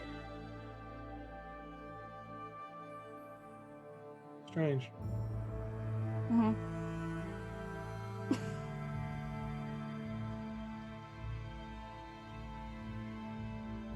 Well then, you best get a boat. Okay. She will. So I'm just not gonna touch her again. she will grab a moist towelette and put it around her shoulders and head off, probably to a sauna. There's got to be We're gonna saunas go here. Find the rest of the group. They were just like over there. Yeah, and she's gonna. We need to go. I'll explain as we go. Thank you. She takes her things. She will explain all of that. So we need a boat. Yeah, apparently they've not seen snow around here because I'm crazy for suggesting it, but Well, given the blatant racism around here, I don't think even a half giant would survive this much. it's so funny how they've changed. Because they don't mind nowadays. All these old ones though? No. I guess different times, different issues. It's not giants that are the enemy these days. On the No, it's whole. everything.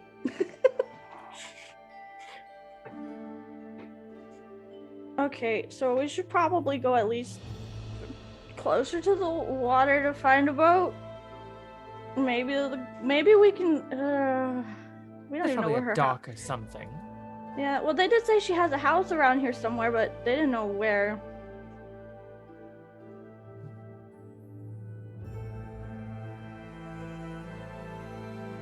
Well, if she's going across the water so often, Maybe it's near that the stands water. to reason it's near the water. For the shot, start knocking on doors. Would you like to buy some of my Fey Scout cookies? You don't have any cookies. You can start traveling from the middle of the Celestial City closer to the edge. As you do get closer, it's still dense, but it doesn't get as tall. It's very flat.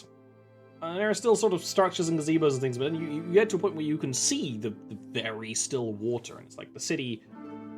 It's almost like a. I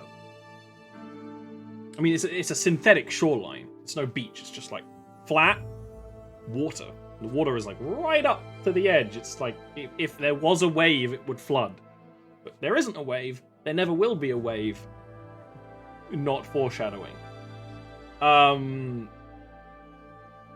There is almost like the slight appearance of a dock-like area in that this is where what almost is warehouses are. And a lot more stables. And you do see a boat. Quite a few, actually. Seemingly evenly spaced around the edge of the Celestial City, which appears to be... I mean, Adelhard is the one who could do the quick math, looking at just, like, the angles. A circle. And you're like, I know the exact radius of this circle just by doing the quick math. And don't tell me Adelhard wouldn't do that. He won't. He absolutely won't.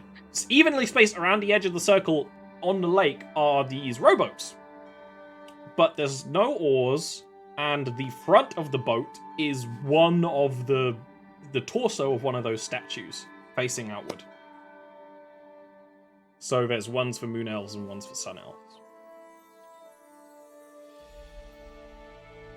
We probably shouldn't touch the statues on a boat. Maybe there's a house nearby the boats, right? There's lots of houses. Which one's closest? Which boat are you looking at? You know, you're in an infinite place, and also it's like a dock-ish area, right? So there's a lot of buildings. There's warehouses, there's sort of sitting areas, temple-y things, and the occasional house, and maybe sort of a lighthouse. But these aren't naval people, so it's not really like that.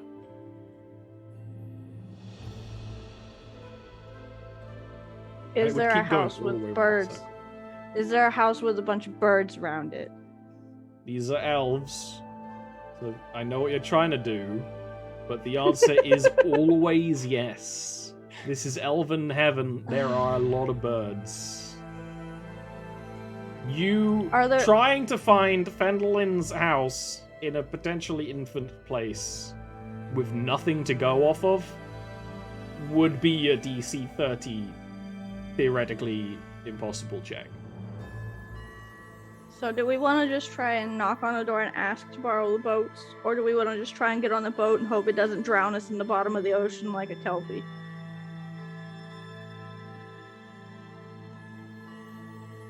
I do not know. I don't know how the system works. Seeing the first reaction these statues had towards us, it may be risky.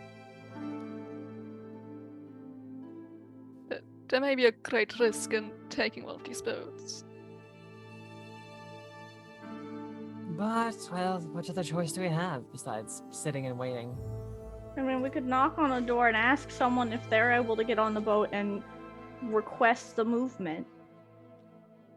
That way we're not the one requesting the movement. I Have saw someone that, else Ollie. request passage for us? It's the like, oh, my credit card doesn't work. Can you do this for me? And that's like exactly what you're trying to do, which is funny. I'm gonna go. We should probably at least find someone else to try and start the boat. Yes, find someone to request passage for us. I guess I'm Statues gonna. may be more lenient then. Yeah, that's what I'm thinking. Maybe I'll go knock on the door since. I'll go knock on the door. Cinder just turns and goes to the nearest door and knocks on it. There was a slight ruffling of the curtains behind it, a window, and the door will open to a moon elf who just kind of like peers around the door, kind of questioningly at you.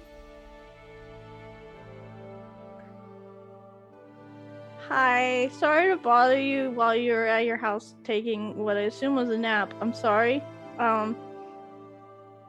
You know what I mean by a nap, but You have no need to apologize for me, to me. Is there any way I can assist you, my new friend? yeah, I'm kind of new here to this whole, you know, being dead thing, so I didn't know if someone could help us with the boats.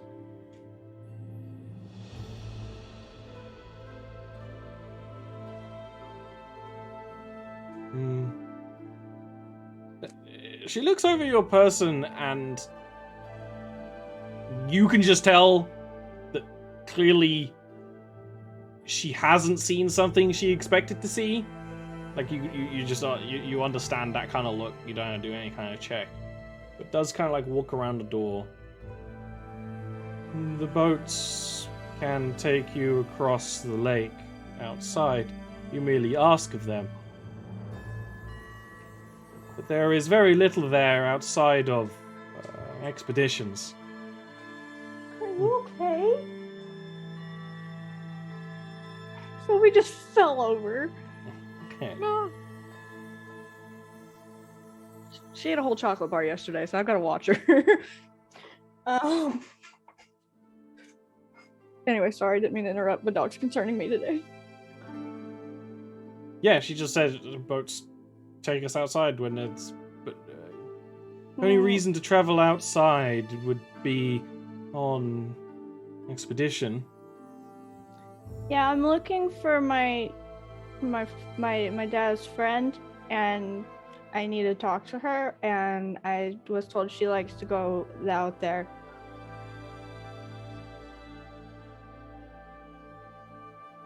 Forgive me for my impertinence, but you seem to have a great deal of memory. You seem I'm very overbrimming focused. with knowledge, even if you do not know this place.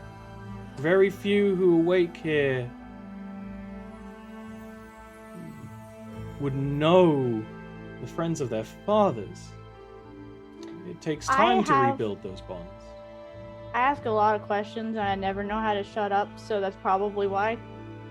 You can give me, it's not even a deception check. It's true. Persuasion check. Oh, Cinder, don't fuck this up. Oh, my one charisma is going to cause this to be fucked up. Yes, good check. I do not suggest that you have an ailment or any sort of mental malady. I merely is curious.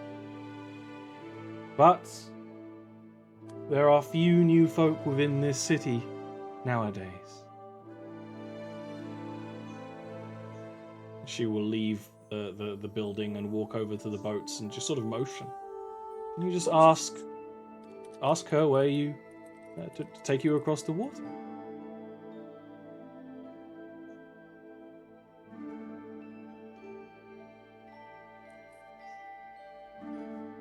Can you do it?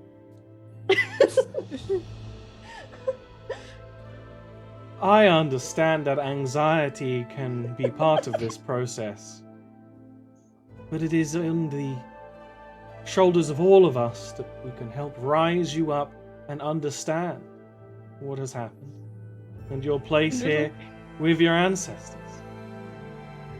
You will not find your ancestors out there, but I will assist. Just please, I pray that you do not become the food of something foul out there. And she will go over and go to. I just beat the one lady in the arena, the really pretty one with the hair and the fists. That I can fight. describes I'm not afraid of being eaten. many of the people here. I forgot her name. Or I forgot her name, not Cinder. She kind of bends down near the boat, and the statue on the front of the boat will to them, and they will kind of have a very, very quiet request will be made, and the boat will kind of turn its head back, and she will just motions like, you and your compatriots can board Hey, thank you. Do be safe. Yeah, I will.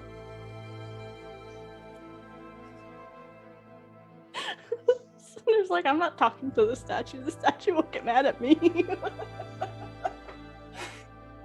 You get on the boat. Get on the boat. The boat noticeably, this is going to piss Adelhard off, doesn't react to your weight in any physical way. This is very weird. You can. The boat will take you across a very still lake, and it does leave like very subtle ripples, but mostly just the way it refracts the kind of pale pink sky changes. And as you get closer, you see the shoreline, which is made of. It's not as even. It's not like a perfect circle, but there is like a perfect circle there. Again, almost synthetically, but then there's kind of like overflow of rock and earth and natural things. It's kind of become. It's like a pond that has been reclaimed slightly by nature, and you can see when the boat turns and you can step off slopes downward of long grasses, rocks, and almost luminescent golden wheat in kind of ununiform patches. It kind of seemingly goes on forever, and there is this slight haze of also fog, as well as just the way you see things in this plane. There are large slopes of rock all around as well, and occasionally kind of like markers or little bits of like dirt paths caused by people traveling.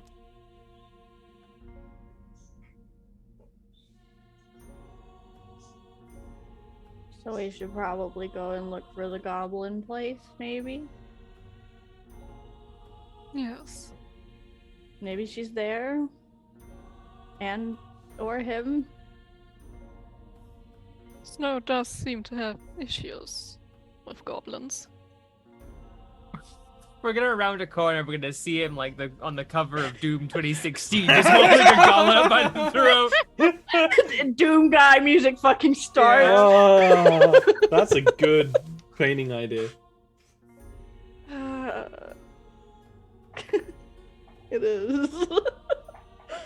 Do you want to? What kind of approach do you want to take to traveling? Do you want to just like go in a direction and go where directions that look kind of goblin-y? Like, what's your plan here?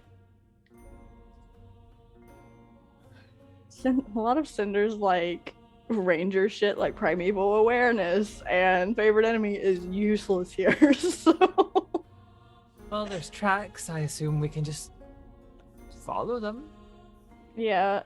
Like pathways where people walked before, stuff like that. Do there look like Sun Elven boot tracks? Oh, it would be the trails near the shore. Yeah, it's almost clearly Sun Elven camps, even tiny little Sun Elven shrines. The ones that have gone, they seem to peter out the more further you go. You don't know. You're still standing on the shore right now. Are there snow-sized tracks on the shore? That's going to be a survival check. Oh. Okay.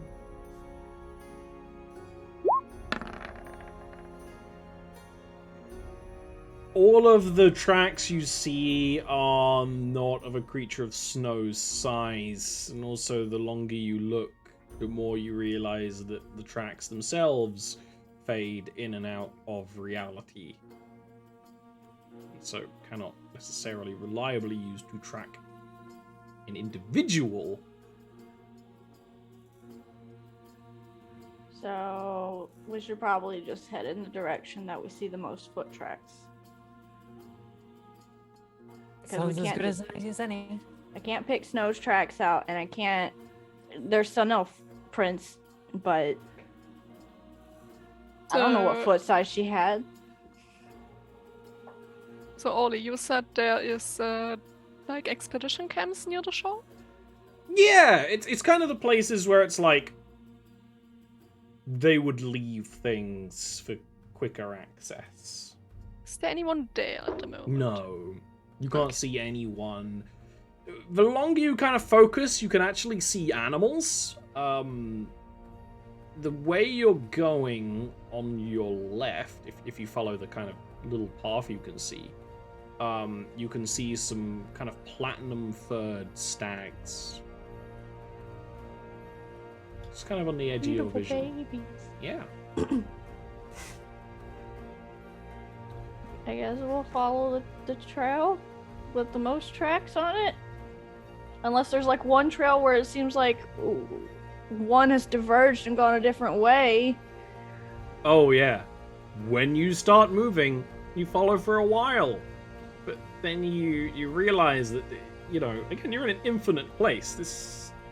There is many directions to go, and this isn't necessarily a deliberate route, but these are just travel trails that people have taken.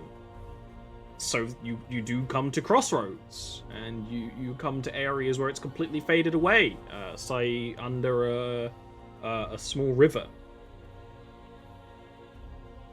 What would you do then? No, I don't like this place. It's worse than home. Well, wait, didn't the Sun Elf say that was the goblin place was a different part that merged into this? Oh yeah, she said it was that where it merged into the. Do we see anything like that? Right now, you have- you mostly just see that kind of river that the trail goes into, and more of these large rocks, and it's almost like you're traveling through a procedurally generated hinterland. Is the best way to put it. Oh, Ori, I was asking because don't wayfinders have an ability that lets them find places like that merge into other planes? Oh yeah. Horizon Walkers? Yes. Yeah. Yeah, I do. I'm dumb.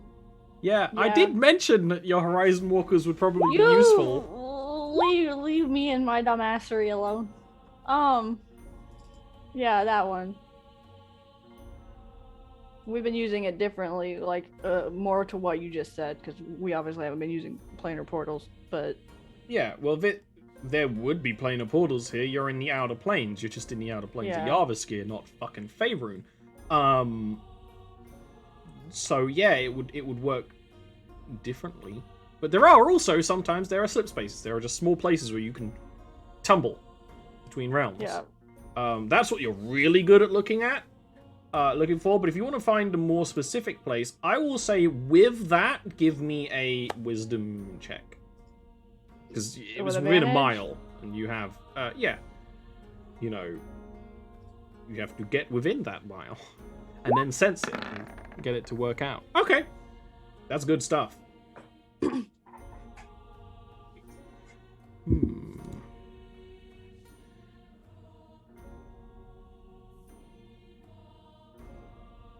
thanks, AJ. I completely forgot about that.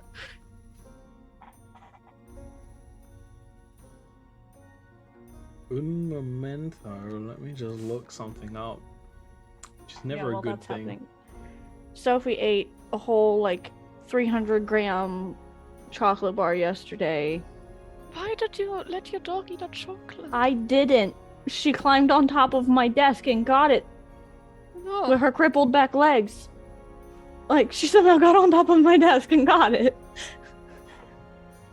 I've already talked to the vet, and we're watching her. But he seems to be not as worried since it was milk chocolate, and I've made her purge her stomach. Alright. You travel through this place deliberately looking for an area where this realm may intersect with another. You travel, and the hinterland gets more rocky. Even more rocky.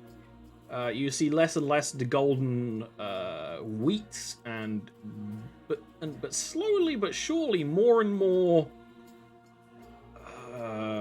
kind of stone carvings that don't seem elven in nature, and some of the trees that are around are usually these really, really big evergreens, like unusually large, and they typically have carvings of squirrels on them and such things, and kind of offerings put to them. It is near one of these spots that you think you can sense a place where another realm leaks into this one, and you can see almost like a valley where the mountainsides become tall and harsh and needle-like, and you can... One of the things that makes it kind of more obvious to the rest of you is, like, there's different clouds through that valley than there are up there. It's a different place over there. There is a skull on the floor with tusks. Quite a few of them, and then there's also other skulls, Sun Elven helmets, and hand axes, and shields and arrows. Well, I found it. A place to go through, at least.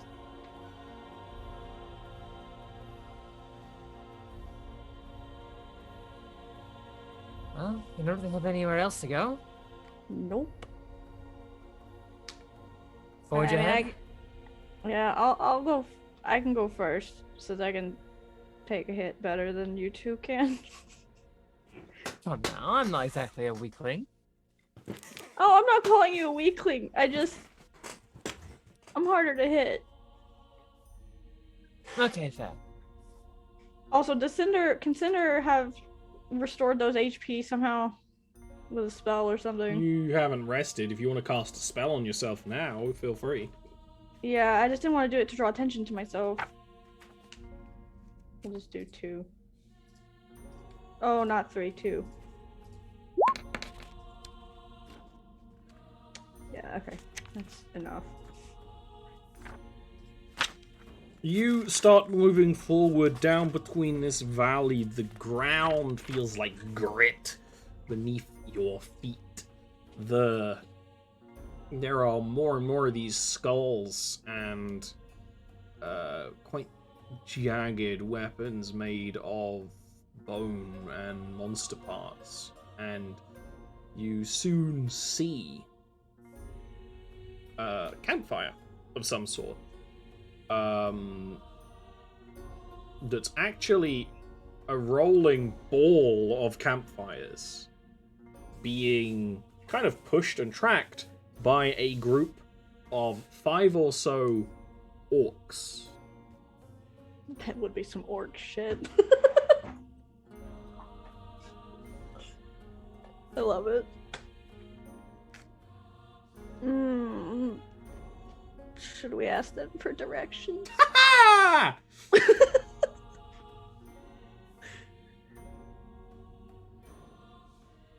Actually, can I look on the ground and see if there's any Sun Elf footprints? Or giant? Give me a survival check. Or perception. It's up to you. I'm better at perception. Yeah, you'll see different things with perception. Or No, I'm nothing. The ground here is basically like gritty landfill, so you can't see anyone's tracks unless someone is like running through it or falling down it.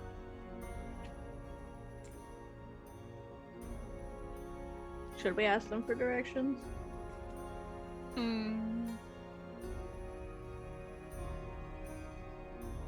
Not so keen. I mean, do orcs and Sun and Moon Elves get along? Don't ask me, I'm a rabbit. Fair point. I mean, how many of them are there? 5.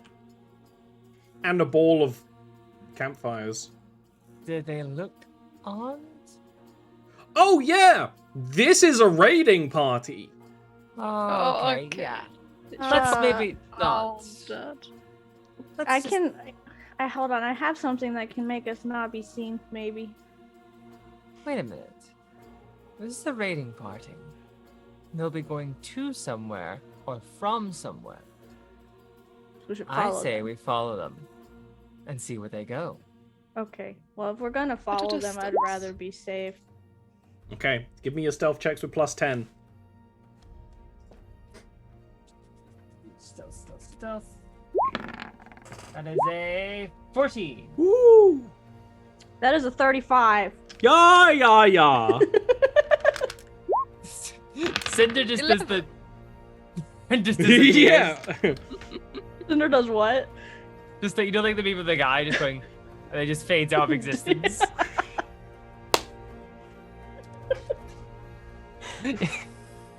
Luckily, it seems that the group of orcs is more preoccupied in their own process. The orb of burning lumber is seemingly self-animated, and the orcs are. The more they get, they're leaving this place. They're heading into VODs, and they get to more of a jog as they leave the gravelly, slowing material. The thing they would probably notice would be the effect you leave on that gravelly material, which is completely negated by Pass Without a Trace. These orcs are large, and some of them even have straight up horns or jagged kind of almost blades coming out of their shoulders. And they start moving, and they turn down one of the pathways that you didn't take, going around a large slope of rock. And as you follow at a safe distance from the top of one of these, actually it would be from the tree line, arrows come out and start striking at the orcs, and a whole fight starts between orcs and currently unseen assailants, but they make themselves seen very quickly as a group of spectral Northmen charge out of the tree line. Dual axes. Okay, I think we might be in the right place. I think we might be in the right place. This whole kind of brawl starts happening between ghosts, basically. Just listen, Should Cinder's we just join gonna. I think I'd rather sit over here and collect my experience points from afar. It's like Elden Ring and Dark Souls. Are like, doesn't matter how they die, you get the XP anyway. You've got summons. Just sit down, You down on have the ground while you summons watch a and they- mass battle happening in the Yeah. field, and you're just like. I mean, you could. You've got your Pass Without Trace. You're shrouded. How about this? I'm not doing this to try and get out of a fight, but why don't you two join in? And since I'm a bit sneakier, I can try and slip around the other side.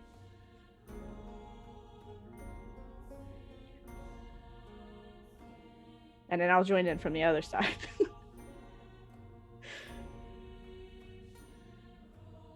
I mean, we could. I mean, wouldn't it be better just to wait till it's over? I mean, yeah, I'm not let's just exactly. do that. I'm not exactly, wanting to stray away from a fight. It just seems kind of like peek back around, see like, I don't know.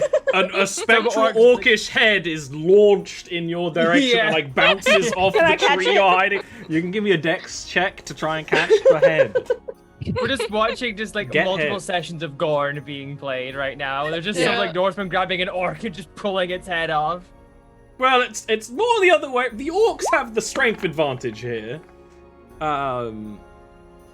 You tried to, but you do kind of thing where like it bounces between your hands for a bit and then goes off. So let's Try. just watch the fight. Okay, let's just watch it. Erhard can judge their lack of tactics.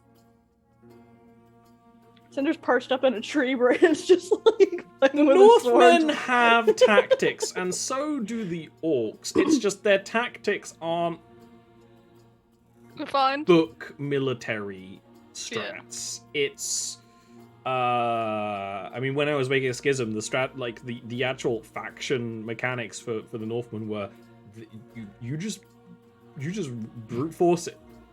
You know, others teams, they need to think. You don't think.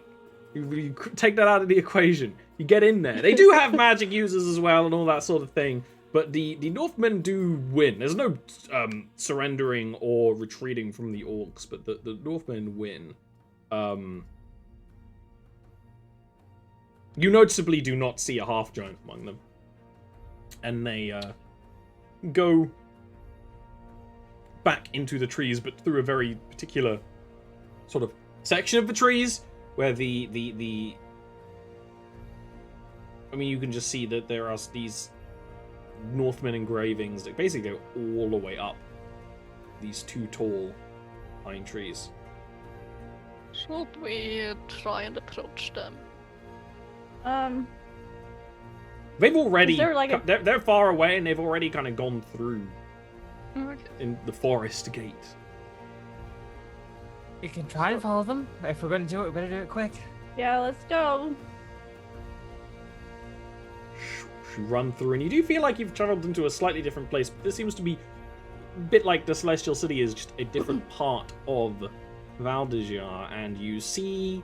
okay, I'm gonna ruin the immersion. You know in the Simpsons movie, when they go to Alaska, and they're like, Alaska, and it's this big like poster shot. You can see the sea and the town and the snow.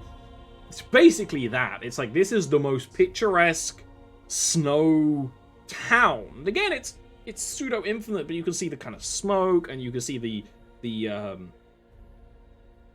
longboats on the sea, and lots of rock and raised areas and coast, but also forest. It's kind of like an intersection of a lot of it, and it's also some sort of fieldy areas. It never reaches tall like the Celestial City does, but the Northmen haven here has its own charm, own going on, but it seems a lot more rustic of a heaven, almost like it's not been here as long. Let me roll a check. The Northmen... You do notice one of the rangers look back in your direction for quite a while when you're traveling back. They don't seem to be too worried about it.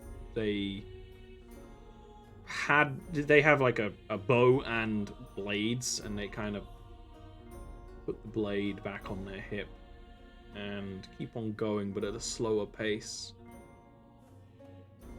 So the rest of the group kind of goes on further ahead than them. I think we can approach that one. Let's make our presence known. I think he already knows we're here. Well, at least, try not to act like we're Appropriately. sneaking up. Yeah. Yes. Okay. Hello! He just does the kind of like, and like stops walking so that you guys can catch up. And he crosses his arms. How many folks from your city are gonna start squatting in our woods? Well, funny thing about that, we were looking for the most probably recent one. Yeah, that doesn't surprise me. The big lady? Yeah, is she here? Yeah. Usually. Yes. She could have Does she have helped a us friend? in that fight. Yeah. I mean, we're friendly folk, right? I don't think they'd love us if I walked into their city, but I don't mind y'all being here as long as you're not trying to start some kind of like holy war or something. I don't really know much about Nah. you folk. Why would Nah. we start a war? I just want to find my dad's friend. No skin off my back. Yeah. She's usually down that way. Nearest the coast. You'll probably see her. I mean, she does stand out around here. You got red hair, big woman. Red hair, big woman, gold armor. Just also, by chance, you haven't seen a rather large planivar with antlers, have you? Planivar, no, but a big lad came through here a couple days ago. Landed.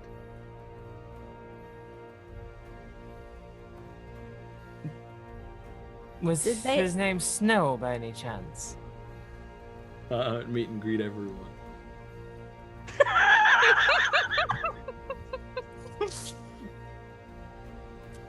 Right. This guy's me at work. Okay. Let's find Fendel first.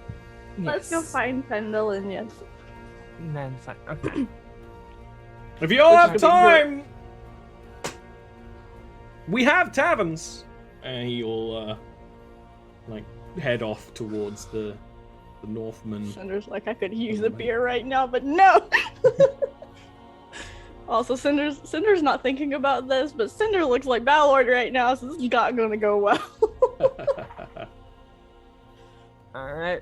Let's head off to go find her. Yep. You head in that direction, and the forest. This is where the forest kind of peters out into a bit more of that hinterland. It's like kind of it's hills and fields and these big sloping rocks again, and you can see the coast and you can smell the cold sea air, and it doesn't take long to see on one of these coastal areas a single Sun Elven woman in full armor just sort of like sitting, like resting on her arms on the slope of one of these rocks, kind of looking out over the water, just kind of relaxing in full armor. Let's approach. Because they're a Sun Elf. Should Cinder's gonna look at the. Should I be the one to talk to her first? I believe you are the one who knows most about her. Okay. Cinder's just gonna. Hi, Fendel! She does that. She does do what I do. Where she kind of like frowns, but it's not like an unhappy frown. It's just like a God damn it. she sort of twists and moves and kind of leans on her side. Who the hell are you? Boy, is that a conversation. Do you have time to talk? I have nothing but time, it seems, nowadays. We'll come closer. I guess. She'll pat the space on the rock. And this is a huge rock. You know, this is like a massive, like, sloping, dramatic New Super Mario Bros. Rock. So there's lots of room. And she'll like pat the space next to her and like recline, but slightly less relaxed than before. And yeah, Fendlin looks exactly like she does in that photo. In the paintings of her with her armor on, it's pretty much the same armor. A Sun Elven woman with deep red hair in a kind of messy ponytail. Even more messy because this place has strong winds. Love her. Hi. I'm Cinder. Hi, Cinder. You already know my name. Yeah. Papa Ballard talks about you a lot.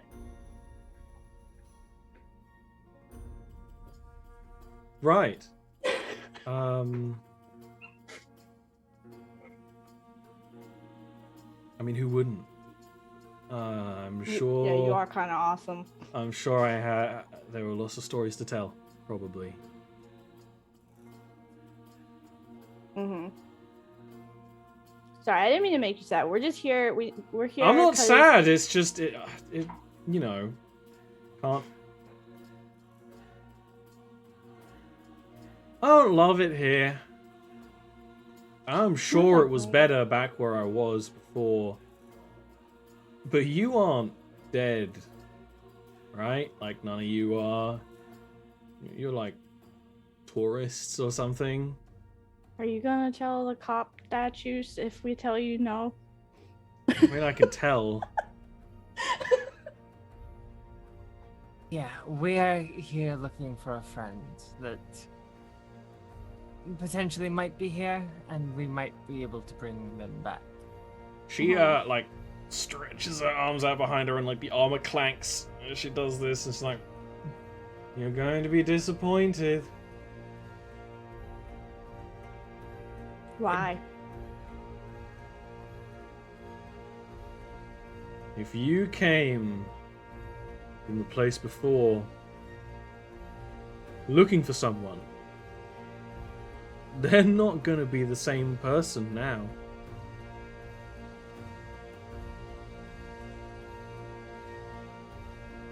Yeah, but it's been like 3 days. Is there like a time limit on that?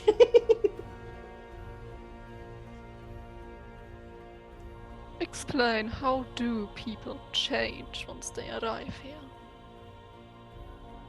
I know I'm waiting for people. I know their faces, but I don't know their names properly.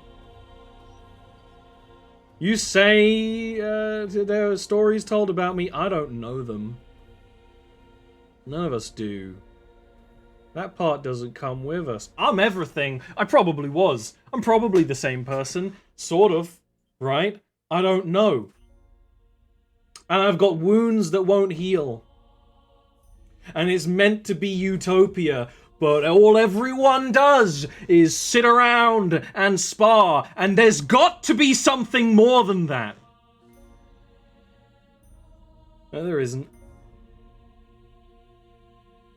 I hope there aren't people back where I came from waiting for this, because what a thing to wait for. Avril would be in tears right now. Is this all that happens here? People fight. Here, It doesn't Sit seem around. right. this place is a lot more fun. Well, there's less watching. Between you and me, I don't think these people Watching. have a god to, like, actually do anything. So they just are here, existing, having a good time. By watching, do you mean the statues? They're whatever. Were the statues always there? Because I'm seems not a that little weird. old. They've been around as long as I have.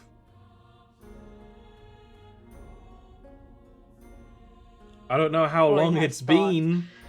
We don't really have years here. No, I could tell time seems strange here. No point. There's all sorts of things to do. It's just it's not for me. Well, I Sometimes they say that that's just what it's like. You need to get used to it. Oh, I'll get used to it in a century. I don't really love that idea. I don't know about you guys. I don't know what you are under those little shiny suits you're wearing. I don't love that idea, but I guess I'm not gonna get old.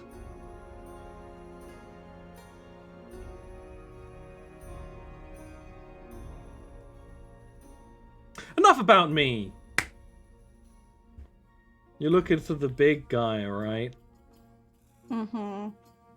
Yeah. He's cool. You met him. Yeah. I'm not gonna turn up the chance to meet like a giant man. I never actually fought a giant. Other things, but not giants. Can you perhaps help us find him again? I mean, he's probably just down on the shores around there. He's not settled anywhere yet. It takes time to settle. There's a lot of wandering, working out, you know, where you want to stay.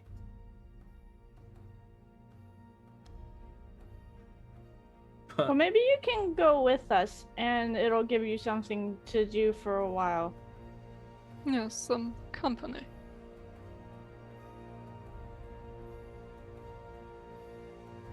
I don't see why not.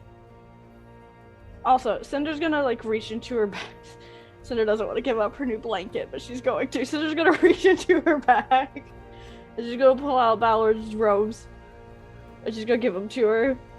She looks pretty confused, but when she actually reaches out and touches it, and you have this, you can actually see her interacting with it, and you can see kind of how, like, almost unfinished she is. Again, like an unfinished oil painting, in contrast to the robe, and it's very noticeable. She takes it, and there is more realization and, like, focus. And she smiles a bit. And she's gonna kind of just sling it over her shoulder and stand up and stretch like in armor. Like, all right, let's find your friend. I mean, I hope it goes well for you. We'll see. I can only hope.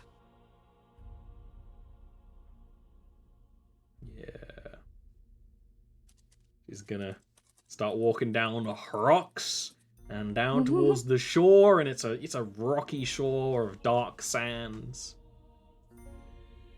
with quite a lot of like flotsam and like ruined ships that are kind of rocked up on the shoreline.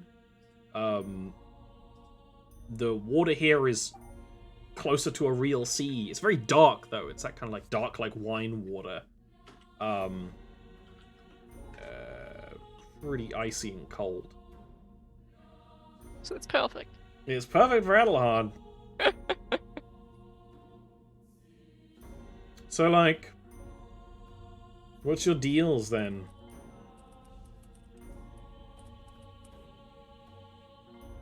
Because, I mean, if I knew you before, I don't know you now.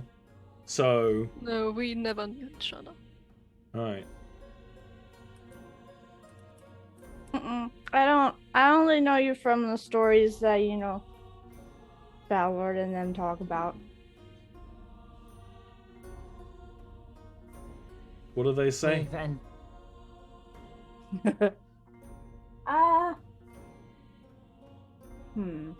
Cinder's like trying to think about how to say this without like...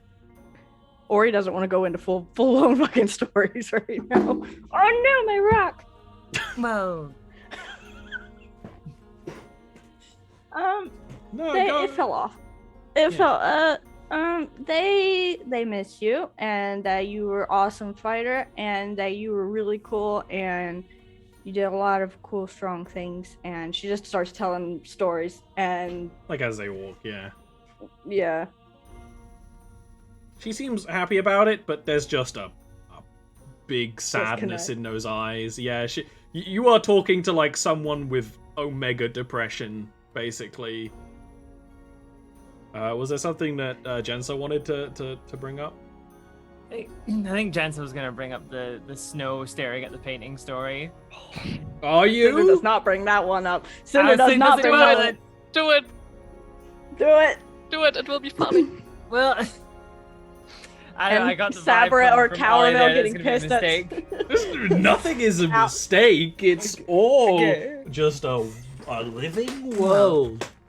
Cal just jumping down Snow's throat for making Sabrael depressed. I wouldn't mention anyone's throat based on this topic.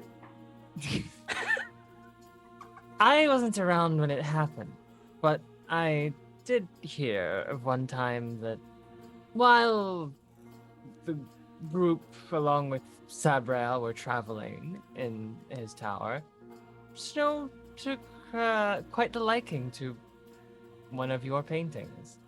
Until Caravel told him off. I remember the paintings. I remember getting painted. Like all the time. It's kind of... I mean, it's not right to say it was annoying. But I remember one time, it was always Sabriel that did the painting. But one time, me and Ballord painted him. Oh no. It was Cal. And it was fun. Ah.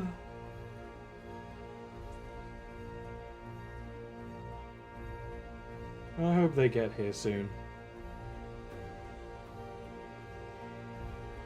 I don't know if you know what it's like to wait for something that completes you.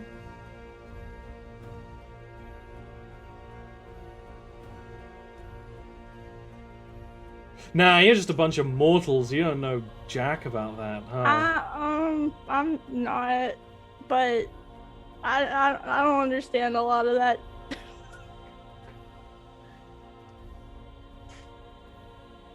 No, I She's have right. never felt incomplete in my life. No, there's always purpose. She is gonna whisper to Cinder's like, get a load of that guy.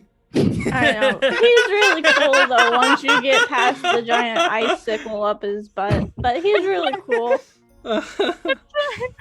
She would. But like, I don't understand the missing parts thing. Like, I like my girlfriend a lot. I love my girlfriend. She's great. She's a sun elf. She's great. But, you know, I'm made of glitter. And then I was a humble researcher until I Fucked caught around and something. found out. And now I've got a magic disease that won't kill me. Are you gonna bring that whole disease to like all of heaven? No, it's why I'm wearing all of this. It keeps it contained. You think The idea did box- cross my mind, though. You think boxes work here? I mean, this is Could all attempt. still material. I did an still, experiment once, because I think good. And I got one of the cats, and I put it in a basket. right? I closed the basket. The cat jumped through a window behind me and landed on my back and pulled on my ponytail, and it wasn't very good. Oh, you're making me want to experiment here, and I don't think Let's it's a not- good idea. Let's that not. I Actually, introduce a I'm disease of very potential. curious about this world. Well, how would that even interrupt? I mean, I don't even know if I can infect another living being, but an entire other realm. Let's not. Cinder's just like, please don't cause problems on purpose. I'm not trying to cause problems. I have questions. Look, if I'm going to understand But, this okay, thing, I need to but- test it, don't I? I don't No, know I have it much myself. about. I don't know much about science, Jensa. But I think if I am understanding science correctly, then aren't you supposed to do your experiments in a contained area? Yes, we just need to find an area, and I'm sure we'll come back here sometime. I don't know. I don't want to break reality by giving heaven the disease. I mean, what do you think? Turn looking fed, like, eh? I don't care. My thing is, here's my That's thing. almost an Here's- endorsement. No. No. You My that thing- sounded like Cinder's actually- Ballord. That's what that is. That's like an interaction that has happened before. Watching would not be very understanding of mortals experimenting here. As much as I too would love to understand Right. this place more. That would draw the aggro of the big robot that I have a weird. I don't know that I don't think that given that this portal is been managed by the Moon Queen, right? I'm What portal? wondering. Yeah, I'm wondering if. Fair? Cinder doesn't know how to explain that. What do you think she is watching this place? Well, I'm wondering if the constructs haven't always been here. And she's manipulating it, and they think that it's from the sun, but it's not. Because she's the only one with control over it, right? Over the entrance, anyway. So what if this is all just a machination for her to, you know...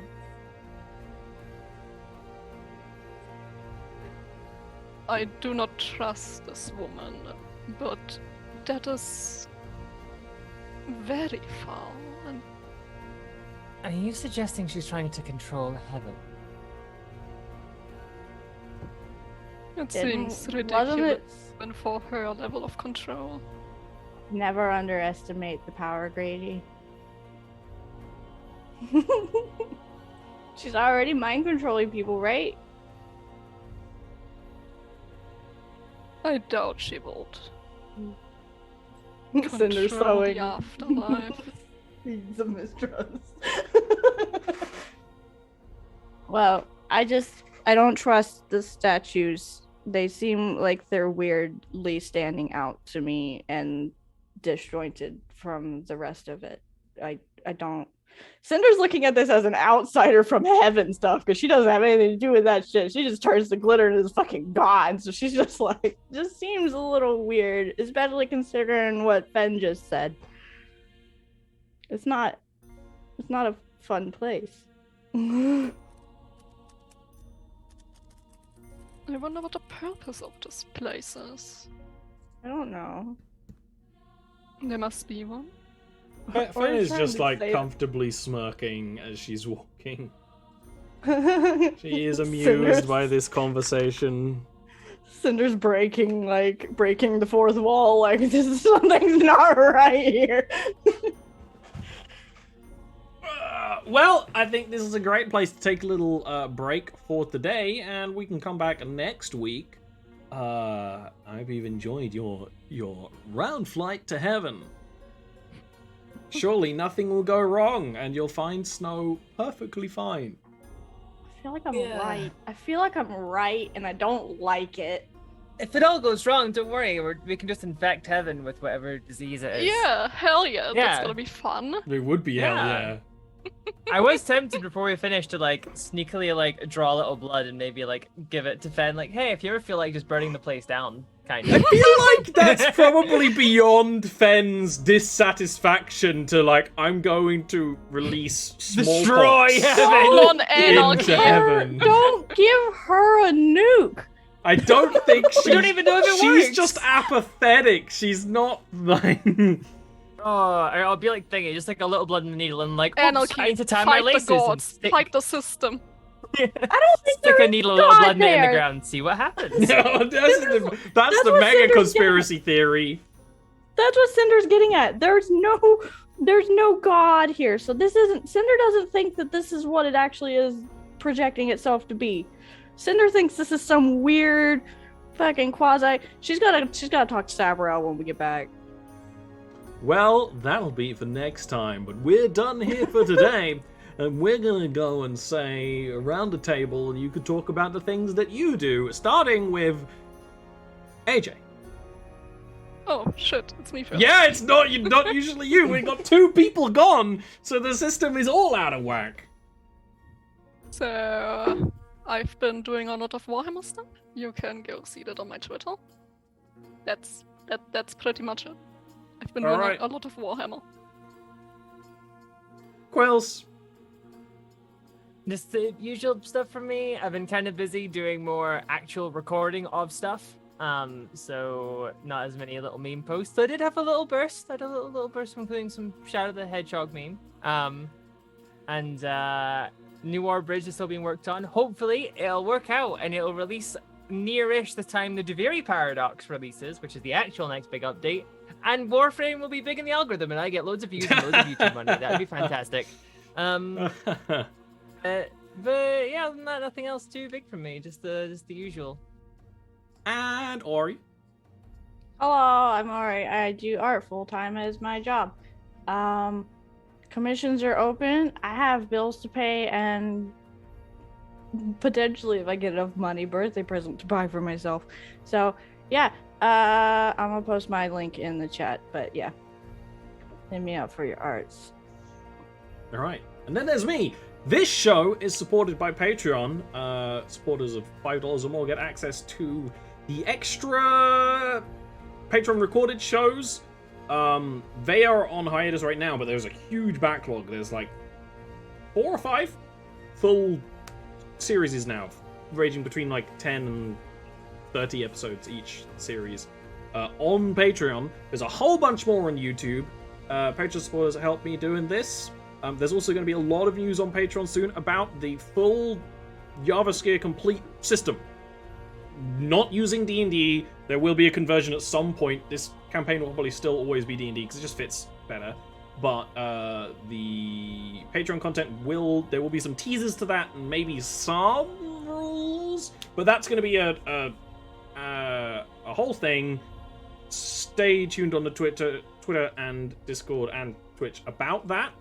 Because there will be, I'm probably going to set up a mailing list about that. So if you want to know about that and the other projects. There's a lot of that going on. It's going to be really, really cool. I also do art streams, and there will be art streams connected to the custom Oliver system, where I will probably talk about it a whole lot more, and stuff like that. Follow me in all the places. Check out the VODs if you haven't already. And we will see you next time for the next part of the Invasion of Heaven mini-series. And we're done. See ya.